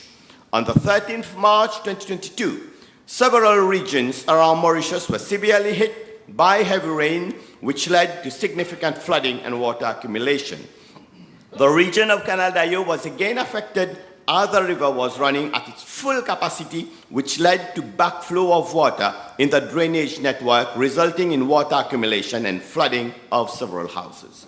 Although it was observed that the retaining wall constructed at Canal Dayot following the flooding of 2013 proved to be effective in preventing major inundation as experienced in the flooding of 2013, it has run short of capacity due to climate change unpredictability. Mr. Speaker, sir, following a survey carried out by the Land Drainage Authority after the March 22 flooding, the following measures were recommended. Desilting of River Saint-Louis to increase the hydraulic capacity, removal of illegal dumping at Saint-Louis River, raising of the existing flood wall by 1 meter on approximately 400 meters on both sides along the residential settlement of Canal Dayot to cater for peak flows for a return period of 1 in 100 years. Provision of a flap valve at the outlet of the drain from Macpherson Street to ensure that there is no backflow in the event River Saint-Louis is running at peak flow. Upgrading of Russell Bridge on A1 Saint-Louis Saint-Jean Road to cater for peak flows. Mr. Speaker, sir, the priority of this government has been and will continue to be the safety of our citizens, our population, for which my ministry has left no stone unturned to implement the measures recommended by the LDA for Canal Dayot. In this respect, Mr. Speaker, sir, with regard to the raising of the existing flood wall and provision of flap valve at the outlet of the drain from Macpherson Street, the NDU has appointed a consultant on the 13th April 2022 for the design, supervision, and contract management of the upgrading works at Canal Dayot. Following approval of the design reports, a contractor was appointed on the 23rd of May 2022 for an amount of 13.7 million for the execution of works. The scope of works of the project comprised, among others, the following. First, cleaning of the River Saint-Louis, raising of the existing flood wall along River Saint-Louis, drain and associated works at discharge point, that is at the end of Macpherson Street, and cleaning of existing drain within the village. Works were scheduled to start 1st June 2022. However, prior to start of construction work, the contractor needed to access the flood wall through the premises of some 13 inhabitants whose houses are located near the river bank and also from Les Gaz Industriels Limited. Several public relation exercises were carried out with the inhabitants in the presence of the then PPS of the constituency, representatives of the Municipal City Council of Port Louis, and officers of my ministry to secure the right of entry on the concerned private lands. Mr. Speaker, sir, it is indeed unfortunate and a matter of regret that due to the reluctance of a few inhabitants, led blindly by certain politicians de mauvaise foi, the right of entry to carry out the work was denied. Therefore, the contract has been cancelled 11 October 2022, and all those owners who had granted right of entry on their land to implement the mitigating measures were informed in view of the fact that despite our unrelenting efforts, few owners had categorically refused to allow access on site for the works, which led to the termination of the contract. Mr. Speaker, sir, had we been allowed to implement the mitigating measures as requested by the LDA in 2022, the situation of January 2024 would have been otherwise. But again, unfortunately. Mr. Speaker, sir, as I have stated in this House on several occasions, Climate change impact worldwide is very unpredictable, and all measures taken can only mitigate its effect. No country is able to talk of alleviation or elimination because the matter is so complex and dynamic that infrastructure runs short of capacity in extreme weather conditions. Subsequent to Cyclone Belal, the Land Drainage Authority has carried out a survey at Canal Dayot, and the following measures have been proposed. Upgrading of wall at Canal Dayot Street, reconstruction of the Russell Bridge to ease the flow or to increase the hydraulic capacity, and drain works in the regional PI. I sincerely hope that my ministry or any implementing agency and the designated contractor will be given appropriate right of entry during the implementation phase. Mr. Speaker, sir, I'm also informed that the cleaning and desilting of the Saint-Louis stream, including Canal Dayot and Mont Ori stream, was carried out in September 2022 over a total stretch of 9 kilometers for a total amount of 13.6 million. For the current financial year, I'm advised that an amount of 9.6 million has been earmarked for the desilting works of River Saint-Louis, including Canal Dayot, and is expected to start in April 2024 under the supervision of the Municipal Council of Port Louis. Thank you, Mr. Speaker, sir. So that's a long reply. I give you one question. One question. Of course. Monsieur le Président, le ministre a répété ce qu'il a déjà dit en conférence de presse, à savoir la résistance de certains habitants. Whatever mistake the minister makes, this is his problem. Your problem is to put a supplementary question. Put the question. I want to listen to your question. Par rapport à la résistance évoquée par le ministre sur certains habitants face au soulèvement de ce mur de rétention le long de la rivière Saint-Louis, le ministre peut-il nous dire s'il existe un document en bonne et due forme où cette opposition de certains habitants a été minutée et si lui peut-il déposer ce document à la Chambre? Mr. Speaker, sir, we've got all the required documents. Meeting has been held by the then PPS. Mrs. Honorable Doreen Chokuri was then PPS. We have had several meetings. We have had meetings with the Lord Mayors. We have had meetings with the Deputy Lord Mayor. The then Deputy Lord Mayor, Mr. Danny Augustin, was there. So, yes, it's all minuted. Whether it's appropriate to table it, I'll consult my officers to see. But we have absolutely no issue. I don't think we have time to come here and dire n'importe quoi. We know what you are talking. We are people that work. Honourable members, I have to inform the House. Order. I am talking. Please, quiet. You quiet. The question B44, B56, B64, B67, B74, B81, B61, B59 have been withdrawn. I now move to the other question. MP Ramphal. B42. Mr. Speaker, sir, I'm informed by the District Council of Grand Port that the renovation work of Maybury Market Fair will be implemented by the Ministry of National Infrastructure and Community Development through its framework contract. With regard to part A of the question, the renovation work concerns the demolition of an existing iron sheet covering, which is in a deplorable state and unhygienic condition. The scope of work consists of the following: demolition of the existing structure and carting away of debris, casting of reinforced concrete floor, provision of corrugated iron sheet roofing, provision of gutters, upgrading of drains network, and provision of firefighting equipment.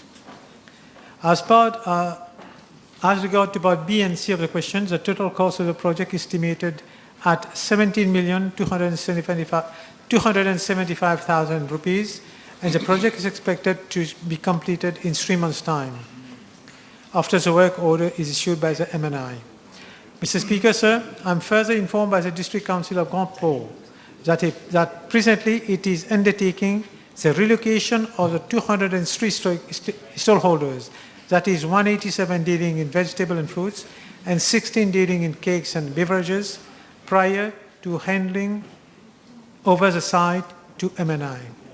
In this context, a meeting was held by the District Council of Grand Port on the 2nd of February 2024 with the Traffic Management and Road Safety Unit, the police and MNICD to decide on the relocation of the stallholders.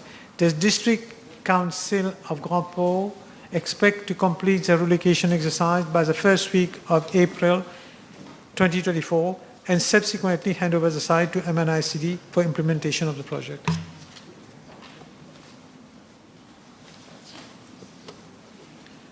We move to the next question.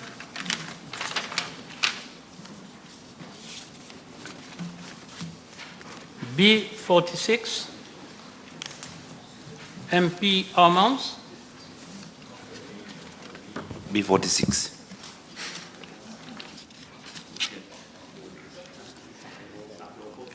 Mr. Speaker, sir, I'm informed by the Municipal City Council of Port-Louis that desilting of Saint Louis River and upstream have been carried out as early as the 25th of July 2022.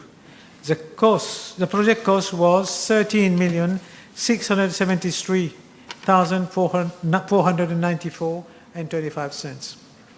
The site comprised Canal Dayot, Upper Stream, Monterey Stream, and Saint Louis River Motorway M1. Other cleaning and desilting work has been completed on the 15th of March 2024 along Saint Louis Stream on a stretch of about 400 meters. The cost estimate is $308,200.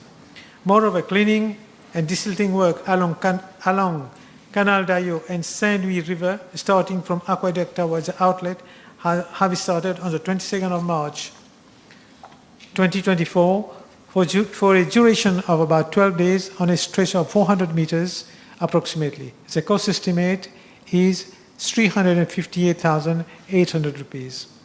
Furthermore, I wish to point out that bids were launched for cleaning and desilting of River Saint Louis, number 1 and number 2, that is including Canal Dayot region, for the year 2024.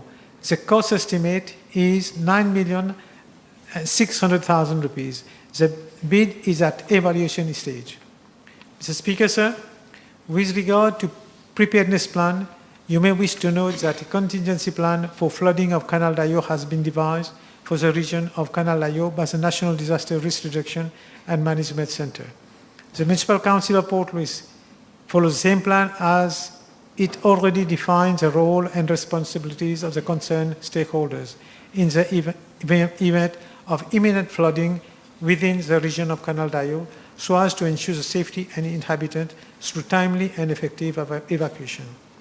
I'm further informed by the Municipal City Council of Port-Louis that a contingency plan for Canal Aqueduct for slope failure, soil erosion and rockfall has also been devised. Mr. Speaker, sir, in addition to the flood emergency plan, a community disaster response program has been implemented at Canal Dayot whereby some 28 volunteers have been empowered on the concept of mutual help. It is worth pointing out that the community disaster response team has contributed in the development of the emergency plan. Flood simulation exercises were carried out on the 28th of October 2017 and in August 2019, respectively. Furthermore, a sensitization campaign on disaster risk reduction was held on the 10th of May 2023 for the inhabitants residing at Canal Dayot, highlighting the precautionary measures in the event of hazard or disasters. As a complement to the flood contingency plan, first responders are being pre-positioned at Canal Dayot for the safety of the inhabitant, including evacuation in case of needs. Can the Honourable Minister confirm whether Canal Dayot is considered to be a flood-prone area, and if necessary, they will think about reallocation of all inhabitants there? I don't have the information. I presume it may be, but I don't have the information. But as you are aware, has just been replied by my honourable friend that the work would have been completed a long time ago if we were allowed to raise the wall of that river. But unfortunately, because of some people, this work was not done. Can the Minister confirm that during last rainfall cyclone Bilal, whether there has been a survey to determine how many households has been flooded by the water from the river Saint-Louis? I don't have that information with me just now, Mr. Speaker, sir. Next question, MP Wuchit. B47. Mr. Speaker, sir, I would very kindly refer the honourable member of opposition to my reply today itself to B28, as a matter of fact. So we move to the next question, MP David. B49. You've been referred to the reply. So what supplementary you want to ask? What supplementary? You have no right to put new questions. You know that. So I already ruled, MP David, go ahead with your question. B49. Mr. Speaker, sir, as indicated in my previous reply to PQ B31, there have been 2 oil spills in the region of Rivulet Terre Rouge Estuary Bird Sanctuary from January 2024 to date. The first incident occurred on the 18th of January 2024 and resulted from a leakage in the heavy fuel oil line feeding the boiler of Marine Biotechnology Products Limited, situated at Richter Terre Rouge. An estimated of 1,500 liters of HFO were spilled and reached the estuary through Rivulet Terre Rouge.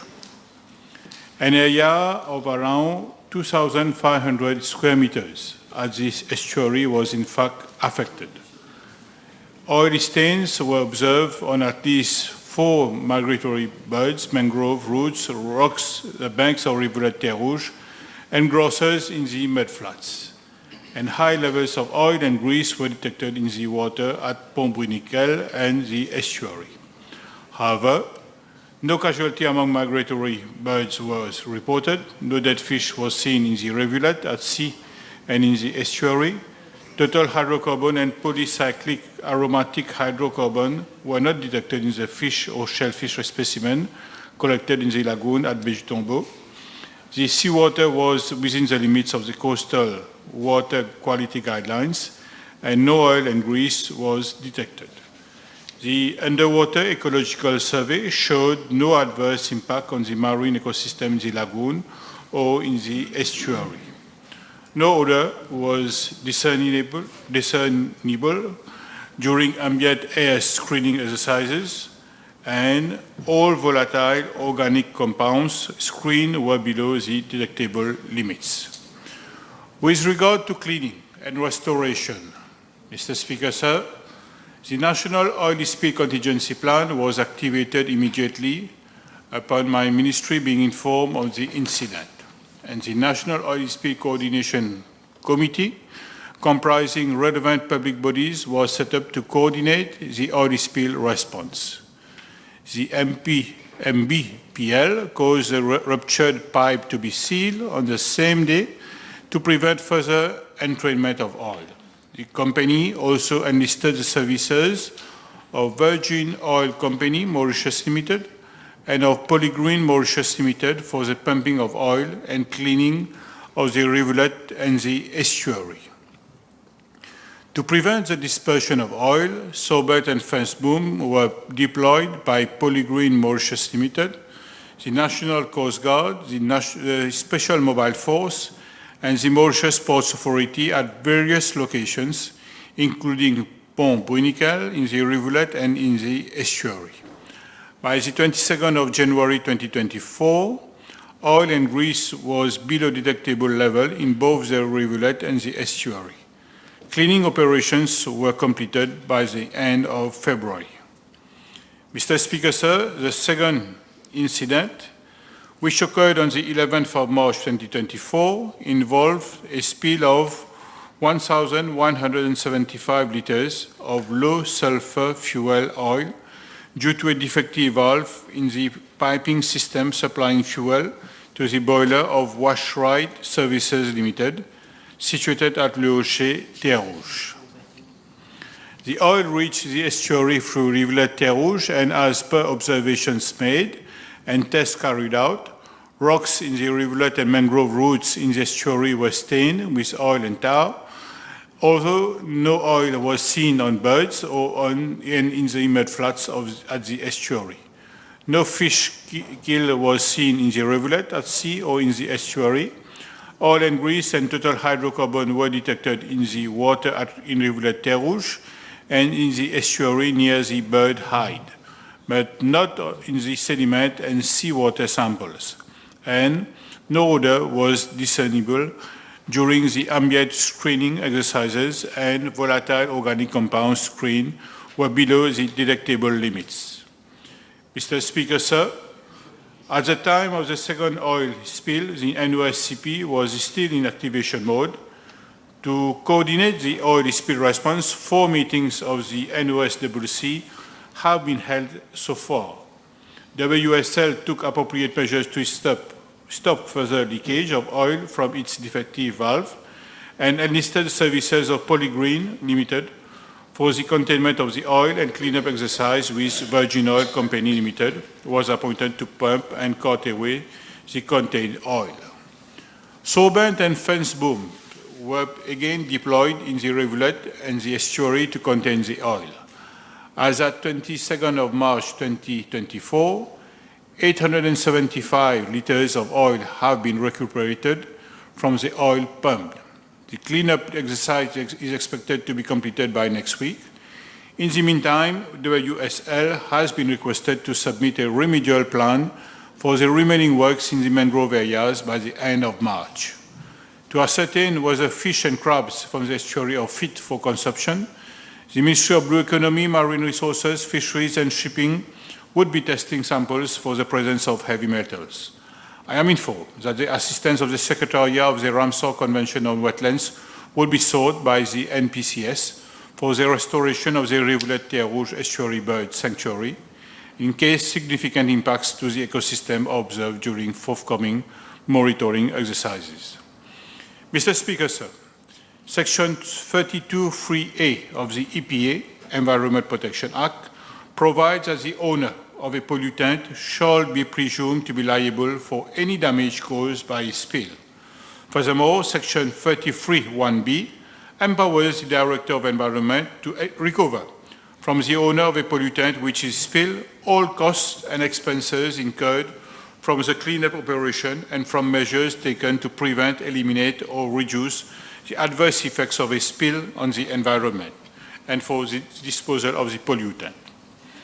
Costs incurred by the Solid Waste Management Division of my ministry in terms of waste disposal, as well as costs for laboratory tests outsourced by my ministry and other public bodies, would accordingly be claimed from MBPL. Claims for costs incurred by different stakeholders in responding to the oil caused by the MBPL was expected at my ministry by 31st of March 2024 for an internal assessment prior to submission to the company for reimbursement. The same legal provisions would be applied for the oil spill incident provoked by WSL. Mr. Speaker, sir, as regards part D of the question, provisions relating to oil spill preparedness and response would be further reinforced in the context of the forthcoming review of the legislation framework governing environmental protection. In this respect, it is proposed to review the legislation to provide oil spill and environmental emergency instead of only spill and environmental emergency, with a view to strengthen legal provisions to better address preparedness and response to oil spills and environmental emergencies. In the meantime, A letter has been issued to 112 industries, of which 13 within the catchment area of Rivulet-Terre-Rouge, requesting them to take appropriate measures to prevent any oil spill from the liquid fuel being stored at their level. Joint site visits would be undertaken by relevant public bodies to verify the adequacy of measures put in place. In light of findings which will be examined by an interministerial technical committee at the level of my ministry, further measures would be recommended to address risk. This committee would comprise representatives of the Ministry of Local Government, Disaster Risk Management, Ministry of Energy, Public Utilities, including the Water Resources Unit, the Ministry of Agro-Industry and Food Security, including the Forestry Service, the Ministry of Labour, Human Resource Development and Training, the Ministry of Health and Wellness, and the Mauritius Fire Rescue Service, amongst others. The Ministry of Labour, Human Resource Development and Training has been approached for information regarding companies operating steam boilers and storing fuel, and companies, industries storing liquid fuel and chemicals of hazardous nature have been requested by way of a communiqué dated 21st of February 2024 to ensure that tanks, valves, piping systems are properly secured to minimize risk of spillage during adverse weather conditions. My ministry and the Police Information and Operation Room should be contacted in case of an oil spill, and the industry should immediately activate their response plans to contain the spill. I am also informed, Mr. Speaker, sir, that the NPCS is envisaging the procurement of sorbent booms that would be stocked at the Rivulet-Terre-Rouge Estuary Bird Sanctuary and would place permanent mooring structures for these booms. A dedicated oil spill contingency plan for the estuary would also be worked out by the NPCS in collaboration with my ministry and other stakeholders. Table is advised that PQ B50, B77 have been withdrawn. The time is over by 4 minutes. The question, let me talk. The question contained 4 parts. The minister took almost 5-6 minutes to answer. I have an order paper. I have the rest. Please, don't discuss. This is a ruling. It's my discretion. And you cannot question it.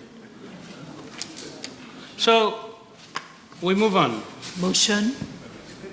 Mr. Speaker, I move that all the business on today's order paper be exempted from the provisions of paragraph 2 of Standing Order 10.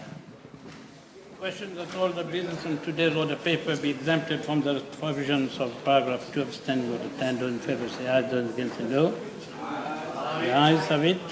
Statements by ministers. Able to sign? Mr. Speaker, sir, with your permission, I wish to make a statement on the performance of the Republic of Mauritius at the 13th African Games. It is with immense pride that I address the House today to highlight the outstanding achievements of the Republic of Mauritius at the recent 13th African Games held in Ghana from 8 to 23rd March 2024. Mauritius has excelled in this edition of the Games, clinching a total of 25 medals. Our athletes showcased their talents by securing 9 gold medals, 5 silver medals, and 11 bronze medals.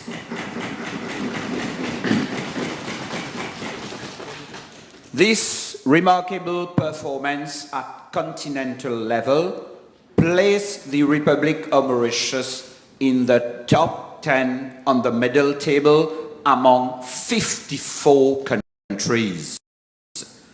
Mauritius has surpassed its previous performance at the Games held in Morocco in 2019, where we secured 24 medals, including only 6 gold.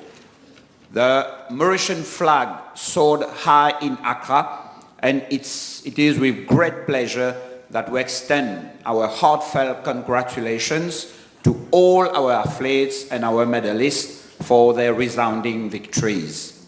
Their dedication, tenacity, and selfless commitment to our nation have been truly commendable. Despite daunting challenges and scorching temperatures nearing 40 degrees Celsius, the African Games displayed the unwavering determination and resilience of our athletes.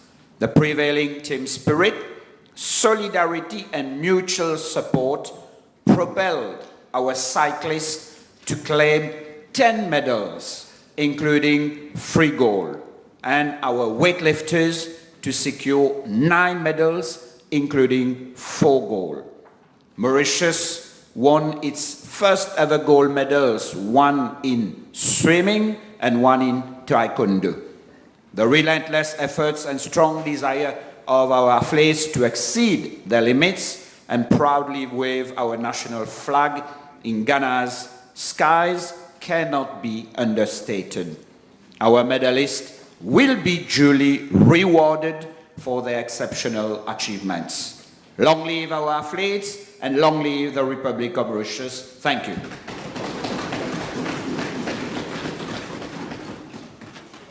Public Bill, second reading. Now call Honorable Minister Jiwa. Yes, Mr. Speaker, thank you very much. It is indeed a pleasure to be back. With your permission, I move that the Protection and Promotion of the Rights of Persons with Disabilities Bill, number 23 of 2023, be read a second time. Mr. Speaker, as Minister responsible for disability inclusion, I could not have missed this opportunity to introduce a comprehensive and landmark piece of legislation for persons with disabilities. This bill marks a pivotal moment in the history of Mauritius. Nobel Prize winner and humanitarian Pearl Buck once wrote, "The test of a civilization is in the way that it cares for its helpless members." Very true indeed. How we care for the most vulnerable of our society reflects the quality of it. Today, with a profound sense of duty and purpose, I present to this Assembly the Protection and Promotion of the Rights of Persons with Disabilities Bill. I would like to seize this moment to acknowledge fellow citizens with disabilities and to extend my appreciation to all of the wonderful individuals who care for them and provide support in different ways. I congratulate them for the tremendous efforts they make in order that their rights are respected in society. Mr. Speaker, allow me to take a moment to extend my heartfelt thanks to our Prime Minister, Honorable Pravin Kumar Jagnat, under whose leadership this bill is a reality. The Prime Minister has been the driving force behind this unprecedented move. Mr. Speaker, we are committed to the principle that everyone is born equal and everyone should be given equal opportunities. We all should be included and valued. Disability is a fact of life. It can either be acquired by birth or in the blink of an eye due to a road accident, accident at work, or en vieillissant. It could happen to any one of us at any time. Unfortunately, none of that is foreseeable. So, of course, we got to think and act properly. Persons with disabilities faced very unique challenges. As parliamentarians, we need to make sure that we provide the support necessary to improve their lives. It is important to note that according to Statistics 2022 Population Census, the number of persons with disabilities in the Republic of Mauritius stands at approximately 84,500, representing 6.8% of the total population.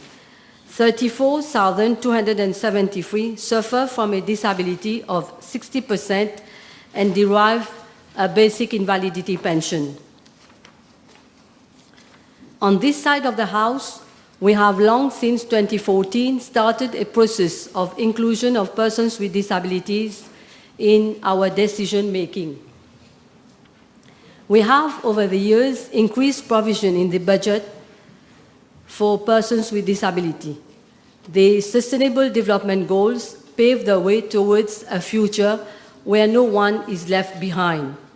To deliver the Sustainable Development Goals for, with, and by persons with disabilities, disability inclusion must form part in every development. Mr. Speaker, before we reach where we are today, there are major achievements which we have brought forward to promote an inclusive society. Allow me to go through them. First, the increase in the budget of my ministry from 13.9 billion in 2014 to 51.1 billion in 2023 is unprecedented. As you can see, we have over the years effectively worked out an excellent social safety net. In 2014, when we took office, the basic invalidity pension was less than the basic retirement pension, 3,267, compared to basic retirement pension, which was at that time 3,623. The basic invalidity pension increased from 3,267 to 13,500 today. In fact, one of our first actions has been to align all pensions. No discrimination, Mr. Speaker. In 2005, the basic invalidity pension was 2,025. From 2005 to 2014, over a span of 9 years, there has been an increase of 1,242 in the basic invalidity pension, whereas from 2014 to date, for the same period of time, our government increased the basic invalidity pension by 10,233. I'm so pleased to remind the House that we have waived the age criteria for children who are less than 15 years to benefit from the basic invalidity pension.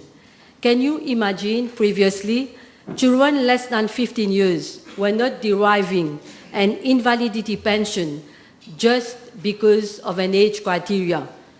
This was so unjust. Let me share with you a personal memory. Allow me to take you back to the year 2016.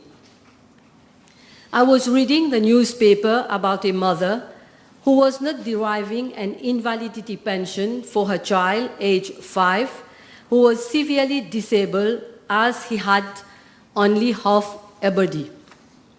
You can imagine how her daily challenges were significant. Her husband was the only breadwinner of the family. She could not work as she had to take care of her severely disabled child. I was very disturbed and puzzled as to why that child was not benefiting pension. For me, it was unacceptable. It was a brutal reality at that time. It was so shocking and, I must say, a very worrying situation indeed. This remained on my mind. At that time, parents were very anxious. I have been told that they had called for government actions, but the answer has always been, you have to wait until your child turns 15. The most awful thing that was said to parents. I'm sure we all have examples we could share. The age criteria has had a disproportionate detrimental effect on those children. Fortunately, we changed that. Mr. Speaker, you would agree with me, illness is not an indulgence for which people have to pay. It is also not an offense for which they should be punished. This injustice was there for some 40 years. Parents had been waiting too long, 40 years, to obtain this right. C'était une discrimination flagrante. We could not tolerate such injustice. I immediately took it with our Prime Minister, who was then Minister of Finance. Our Prime Minister showed serious concern. Immediate and meaningful action was taken to correct this gross injustice. I have to thank the Prime Minister for that. He has been able to scrap the age criteria. Now all children, irrespective of age, are eligible. In fact, I must say policy is the art of the possible, n'est-ce pas? In 2022, we have made major amendments to the building control, accessibility, and gender compliance in building regulations 2017. The new regulations integrate a disability perspective. They promote physical independence for users of new buildings. Now all new buildings and those undergoing major renovations are designed with access to persons with disabilities. Let me take this opportunity to urge all local authorities to avail themselves of these regulations and to monitor closely that the regulations are being respected in toto to the best interest of all people. Monsieur le Président, on doit reconnaître pour qu'une personne à mobilité réduite sorte de son environnement quotidien n'est pas une chose facile. In the present bill, we have included a schedule which puts an obligation on owners of new buildings to ensure that the building is accessible to any person with disability. As per the building regulations, accessibility features should be included in existing buildings whenever there are major reservations.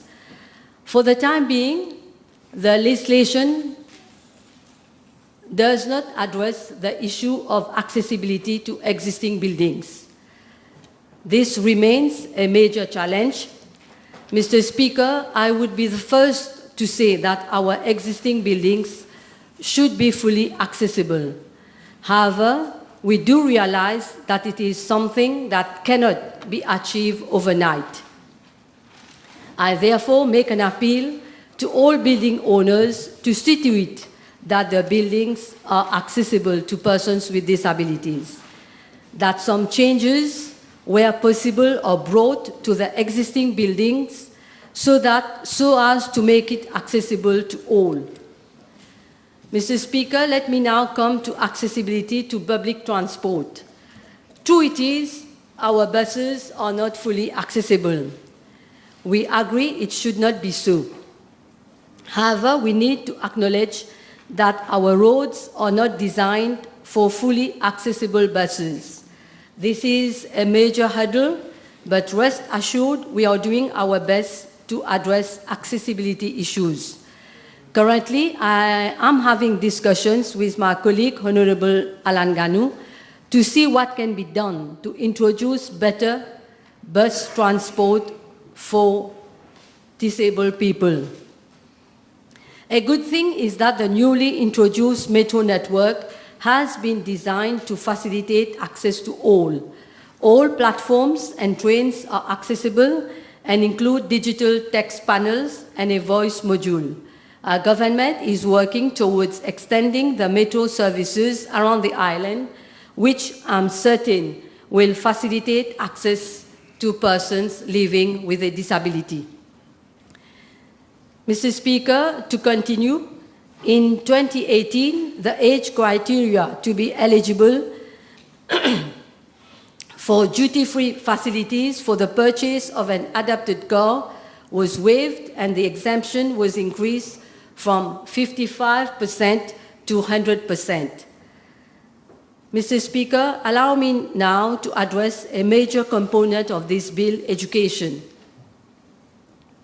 As the saying goes, education is the most powerful weapon to change the world.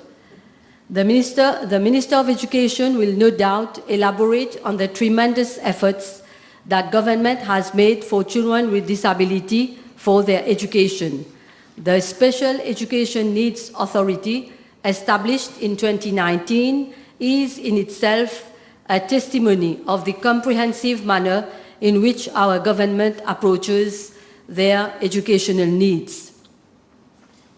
The National Empowerment Authority, which we are proposing in this bill, will surely work hand in hand with the Senate. The authority, by virtue of its objectives and functions, will have the framework necessary to assist the Senate. The Ministry of Education is working towards an increase in the number of children with disabilities participating in mainstream classes at all levels, primary, secondary, and public tertiary institutions. A challenge, one must say, which will be tackled to the best of our ability to empower our children, although we do know that integration of all children with disabilities with their peers in mainstream is a long-term process. But you would agree with me, where there is a will, there is a way, and we will find the way for sure. It is worth mentioning that some 200 educators have been trained in the special education needs courses run by the MIE, where a module on hearing impairment has been incorporated, and the teachers are exposed to the teaching of Mauritian Sign Language. In 2020, with the waiving of the age criteria on medical visits at home, we had around 15,000 additional beneficiaries to cater for. We recruited 250 medical practitioners. Today, we have a pool of 331 doctors to provide better medical facilities and medical visits at home to those who are severely handicapped or bedridden. In the year 2022-2023 budget, our government introduced a disability allowance of 2,500 for persons with a disability of 40 to 59% in an effort to provide financial support to more people. As at date, 473 persons are benefiting from this allowance. In the same budget, Mr. Speaker, government took another important decision to lift persons with disability out of poverty. The basic invalidity pension is no longer taken into account while assessing the eligibility of a person on the Social Register of Mauritius, SRM. If a person is deriving a basic invalidity pension, this pension is not categorized as an income. This is, I must say, really important. Un grand soulagement pour beaucoup de familles pauvres. Thanks to this measure, some 594 households are benefiting from the financial assistance and other assistance provided by the NEF. In the same budget year, the cash grant for the purchase of assistive devices was increased. We have also increased threshold for assistive devices from 30,000 to 35,000 for more people to benefit. We have also trained 60 public officers in the Mauritian Sign Language, and I must say this is an ongoing exercise. Increase in the frequency of the Mauritian Sign Language news bulletin from once to twice per week as from September 2022. As the Prime Minister stated in his reply to PQB 5-1 by Honorable Joanna Béranger, much effort is being made to increase the number of programs and bulletins in the Mauritian Sign Language. Mr. Speaker, formerly only certain types of amputations were eligible for the invalidity pension. This was a gross injustice towards persons who suffer other forms of amputations. We have now ensured that irrespective of the degree of amputation, all persons are eligible for the pension. Extension of prime à l'emploi scheme to employers employing persons with disabilities in the budget 2023-2024. Mr. Speaker, even in the social housing project, persons with disabilities have not been forgotten. For the first time in history, their housing needs are being taken care of. In all the projects, government is doing its best to include accessibility features to promote their physical independence. For example, no more hurdles for persons in wheelchairs.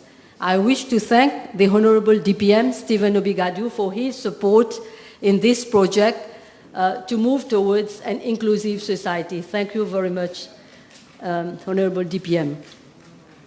We have recently taken another important step to facilitate access to the services provided by my ministry to persons with disabilities. The relocation of the Disability Empowerment Unit from the first floor of the NPF building to ground floor. This was long overdue. Now persons with mobility issues will easily access the unit and avail of the services and facilities. We have also renamed this unit as the Empowerment Unit instead of the Disability Empowerment Unit.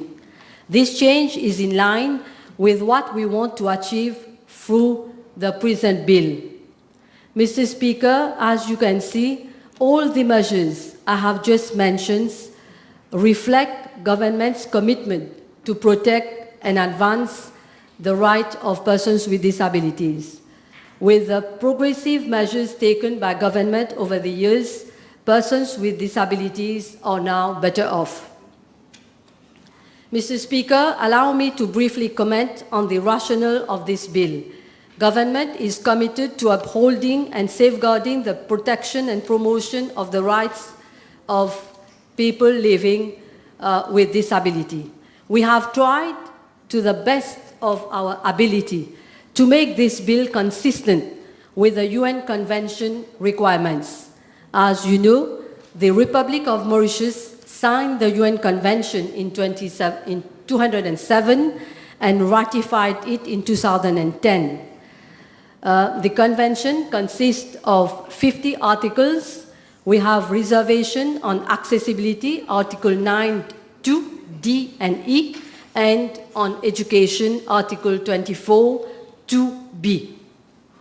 Now, having said that, as far as the other articles are concerned, there are some which deal with fundamental rights. For example, right to life, Article 10, liberty and security of persons, Article 14, freedom from torture or cruel, inhuman or degrading treatment or punishment, Article 15, liberty of movement and nationality, Article 18, amongst others. These rights are enshrined in the Constitution, so all the articles of the Convention have not been inserted in the present bill as they are adequately covered in the Constitution. As for the other articles, they have been taken on board in the bill and adapted to the Mauritian context. The bill, I must say, brings us closer to realizing UN Convention on the Rights of Persons with Disabilities. The bill addresses barriers preventing disabled people from enjoying their lives. This legislation will challenge discriminatory attitude and encourage people to be aware of the abilities of persons with disabilities. This bill will bring a paradigm shift. We are moving from a medical approach to a more social and human approach. Now the question is, does the bill do better? Of course, not only better, it is bringing a tremendous change in the lives of our persons with disabilities. D'ailleurs, Monsieur le Président, avant la rédaction de ce projet de loi tant important, on a été à l'écoute de tout un chacun.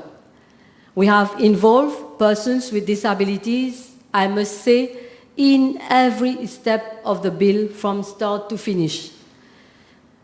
I have fully engaged with all my colleague ministers, no matter how good a legislation is, it should be properly enforced.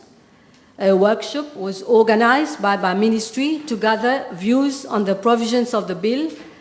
78 NGOs in the disability sector and 36 disability focal points of different ministries participated.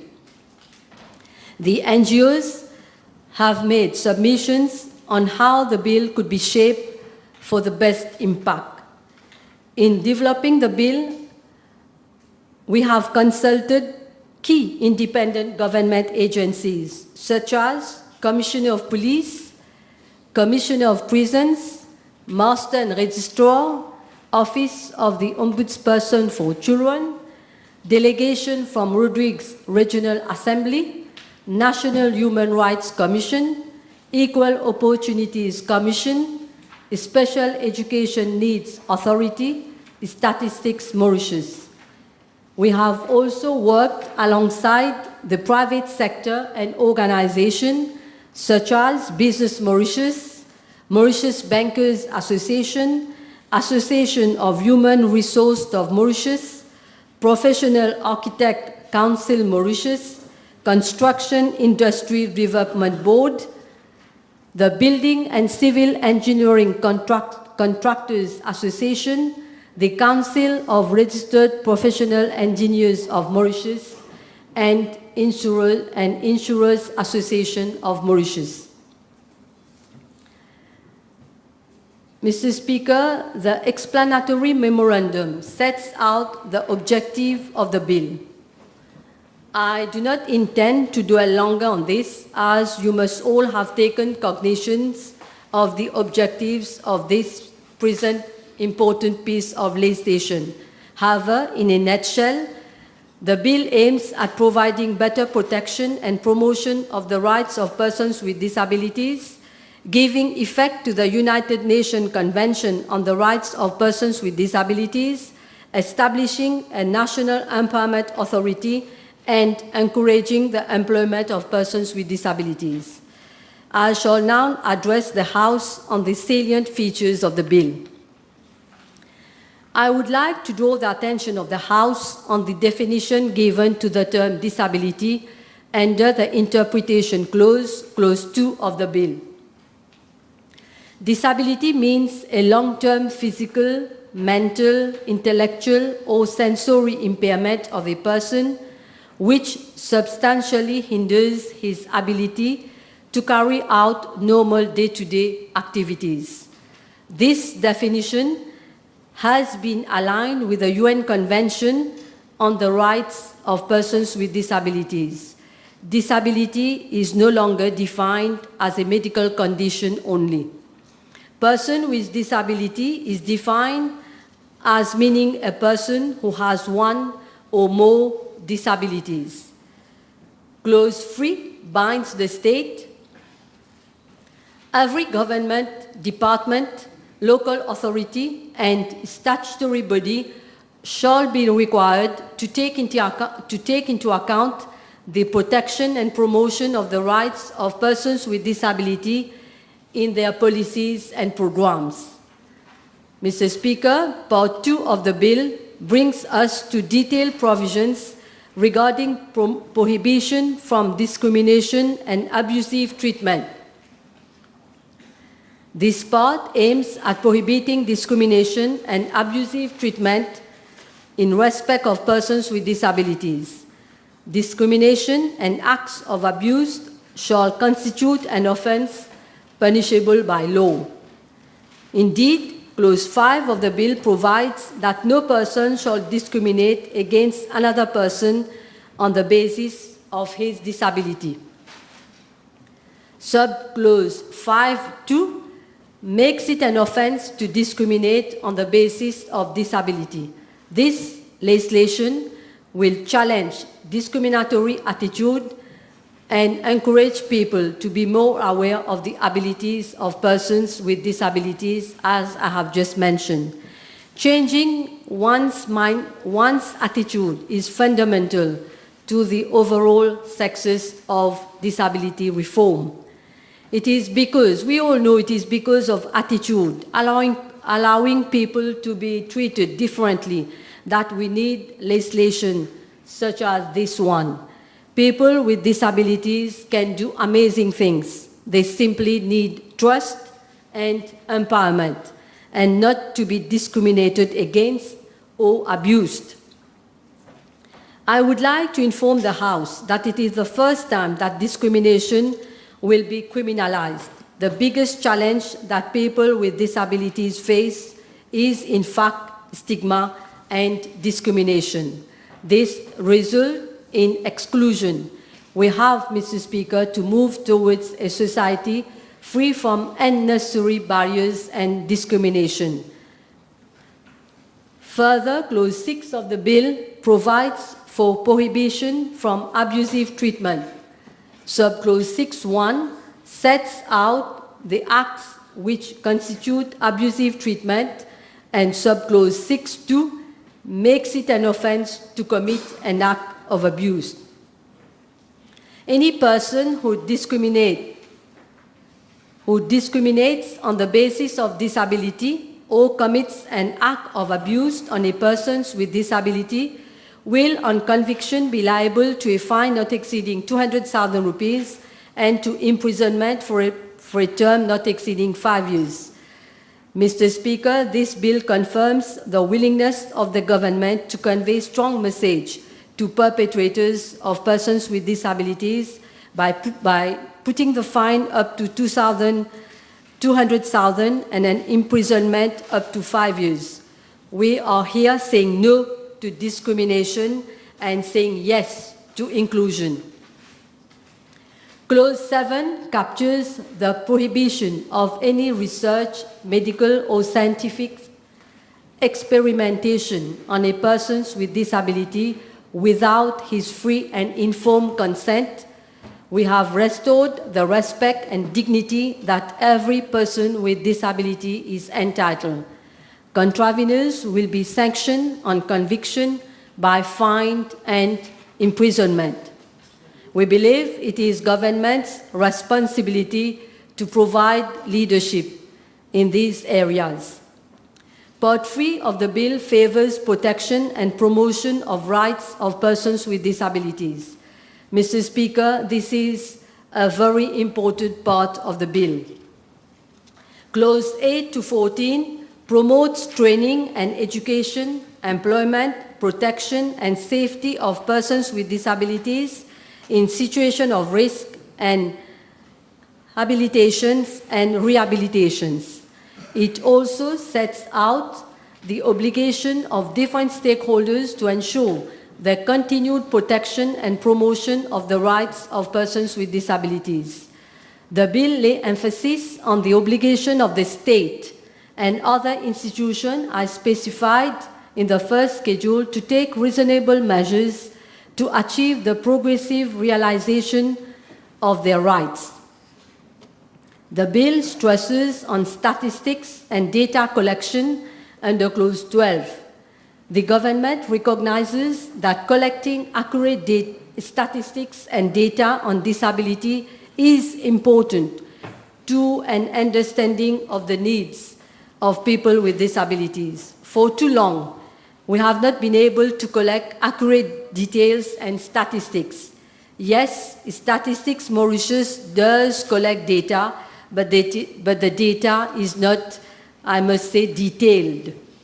This clause will be of great help to collect disaggregated data on prevalence, nature, duration, cause of disability, and age group. Data collection is vital for disability inclusion and to deliver the greatest impact. Mr. Speaker, allow me to turn to Part 4, Protection and Promotion of the Rights of Persons with Disabilities Unit, which is being renamed as the Empowerment Unit. I will move for amendments at committee stage. These amendments have already been circulated. Presently, there is a Disability Empowerment Unit. This unit has been operating under the purview of my ministry since 1987. This unit provides services such as the provision of assistive devices, parking coupons, concessionary airfares, amongst others. With a view to providing better support and assistance to persons with disabilities, the existing unit is being revamped and replaced with a new empowerment unit entrusted with additional responsibilities as set out in clauses 15 to 18. For instance, officers of the unit may now enter at any reasonable time any premises and make inspections, seek information, examine records, and make copies of them. Presently, officers of the unit are not mandated to take any action in cases of abuse on persons with disabilities. Officers can only refer such cases to relevant institutions such as the police and the Ministry of Gender Equality and Family Welfare. However, in this bill, officers of the unit will be empowered to report the case of abuse to the nearest police station, arrange for counseling or such other support as may be required in the circumstances. Apply for a protection order under Clause 23. Clause 23 gives powers to the court to issue protection orders. It is important to highlight that presently protection orders can only be applied under the Protection from Domestic Violence Act 1997, the Protection of Elderly Persons Act 2005, and the Children's Act 2022. Persons with disabilities not falling under the purview of the above-mentioned legislations are unfortunately left with no recourse to apply for a protection order. This was a major shortcoming which needed to be addressed. I'm happy that the proposed bill now cure the defect. Under Clause 23 of the bill, a person with disability, a family member, or officers of the unit can apply to the court for a protection order where there is reasonable ground to believe that an act of abuse has been, is being, or is likely to be committed against a person with disability. Coming to clauses 25 to 38 of Part 5 of the bill, provision is made for the setting up of a National Disability Authority. The authority is being renamed as the National Empowerment Authority. I will move for amendments at committee stage. These amendments have already been circulated. The authority will take over the functions and powers of three institutions currently operating under the aegis of my ministry, created under the following enactments: the Lois Lajas Trust Fund Act 1983, the National Council for the Rehabilitation of Disabled Persons Act 1986, and the Training and Employment of Disabled Persons Board Act 1996. Mr. Speaker, before I go into the main functions and responsibility of the new authority, let me briefly state the reason for the new setup. The legislation which I have quoted no longer sit comfortably with a social approach to disability. The institutions created under these acts have, over the years, served to the best of their abilities, and I thank them all. However, we have to admit that those institutions provide scattered services. Accordingly, the three institutions will be repealed and replaced by a new legal framework. Merging the functions of various disability-focused institutions under the National Empowerment Authority will create a unified, streamlined approach. This consolidation will eliminate duplicative efforts, improve resource allocation, and promote efficiency in providing services and support to persons with disabilities. In fact, many countries have adopted the approach of having one institution providing services to persons with disabilities. We have had a look at different jurisdictions such as Australia, India, and Singapore, among others. The objects of the authority are defined in Clause 26. The authority shall be responsible, inter alia, to assist persons with disabilities to reach and maintain their optimal human potential, and to ensure that the environment is barrier-free to enable them to lead independent and meaningful lives. Our government is committed to giving the authority all the necessary resources to achieve these objectives. Clause 27 sets out the numerous functions of the authority. To highlight a few, to take action to prevent discrimination against persons with disabilities, to facilitate their social integration in mainstream society, and to ensure their participation in society and community life. So you can go through page 17 and 18 of the bill for more details. Mr. Speaker, allow me to pause here to draw the attention of the House that the objects and function of the authority, clause 26 and clause 27, illustrate the determination of this government to have a proactive approach towards the betterment of persons with disabilities. By way of example, the object at clause 26 is to ensure that the environment is barrier-free to enable our citizens with disabilities to lead independent and meaningful lives. This requires that we start being proactive in upgrading our infrastructure, be it in the transport sector, where the metro has set the example, or better access to building, or improving the road and pavement network.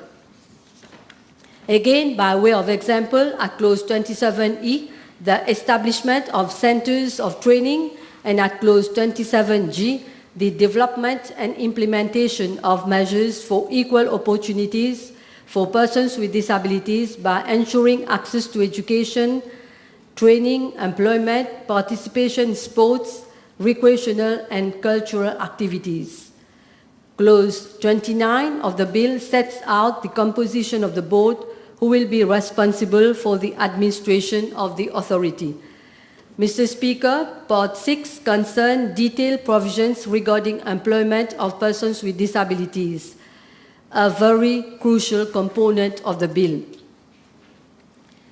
Training and employment of persons with disabilities is a social and economic challenge throughout the world. In fact, it depends on several factors, such as the type of disability, and fortunately, it is difficult for persons with complex disabilities to be in employment. Also, the willingness and the ability of the employer to create a fully accessible environment. Having said this, I wish to highlight that our government is really concerned about discrimination and employment opportunities. We know very well that persons with disabilities do not want to be dependent. They want to live full independent lives. Employment, therefore, is a key pillar in our plan. Very important to focus on the abilities of persons with disabilities. At the outset, I wish to inform the House that clause 39 of the bill is being amended to introduce an obligation on employers to employ persons with disabilities. In the bill, there was no obligation on the employer to employ them. The duty of the employer was only to endeavor to employ persons with disabilities. However, we have had several representations from persons with disabilities to make it an obligation on employers to employ them. The new clause 39 of the bill states, with no uncertain terms, that every employer shall employ such number of persons with disabilities. The number to be employed is specified in Part 1 of this second schedule. Failure to meet the target of employment of persons with disabilities entails a monthly contribution for each person with disability not yet recruited. This contribution has been increased from 4,000 to 6,000. I will move for amendments at committee stage. These amendments have already been circulated. Mr. Speaker, we all know that employment of persons with disabilities is indeed a challenging task. And under the TED-PB Act, employers having a workforce of not less than 35 persons are required to employ persons with disabilities representing 3% of their workforce. However, it is difficult to implement this quota.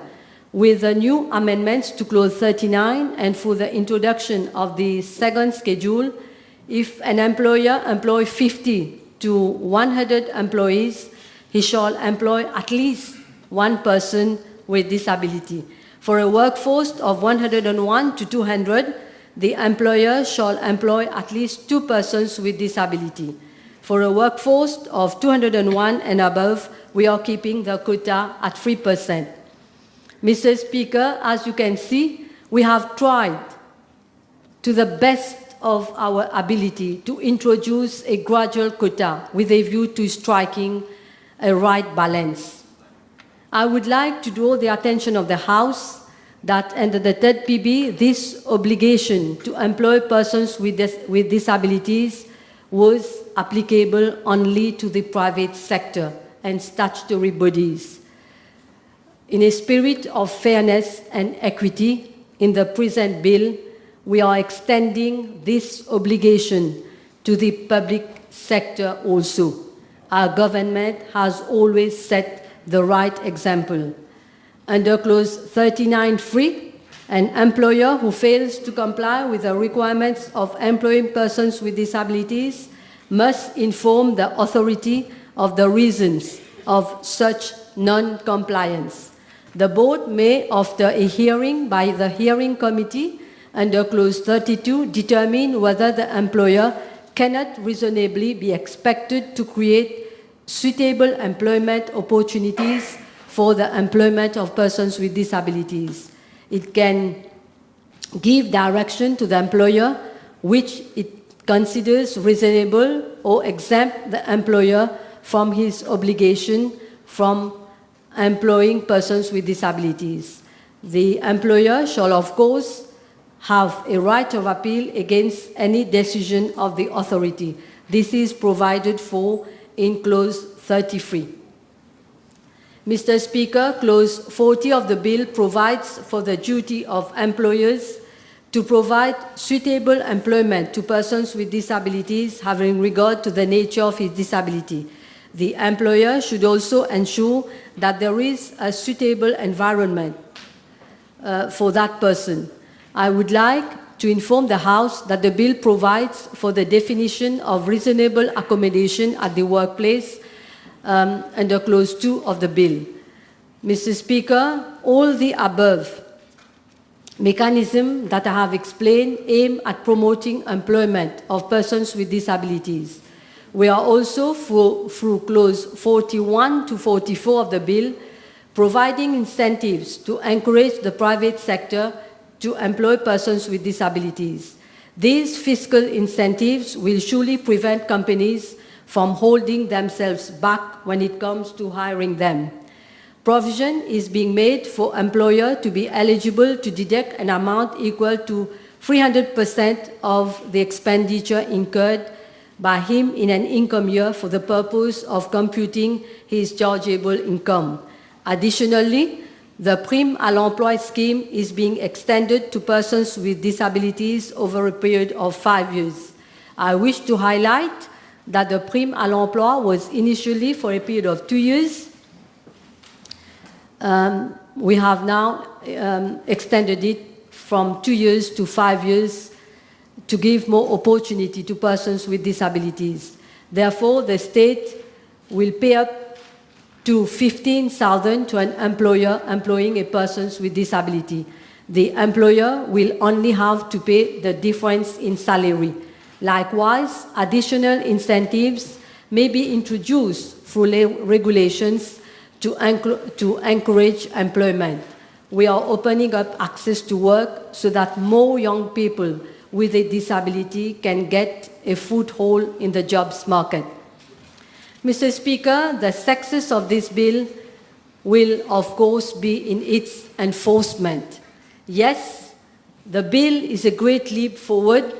Nevertheless, there are many hurdles ahead, and we need to live up to the aim of this bill. Concerted efforts, both in public and private sector, are vital to improve our infrastructure so as to give better access to persons with disabilities to all services, be it at home, at work, in transport, on pavements and roads, at sports and recreation centers.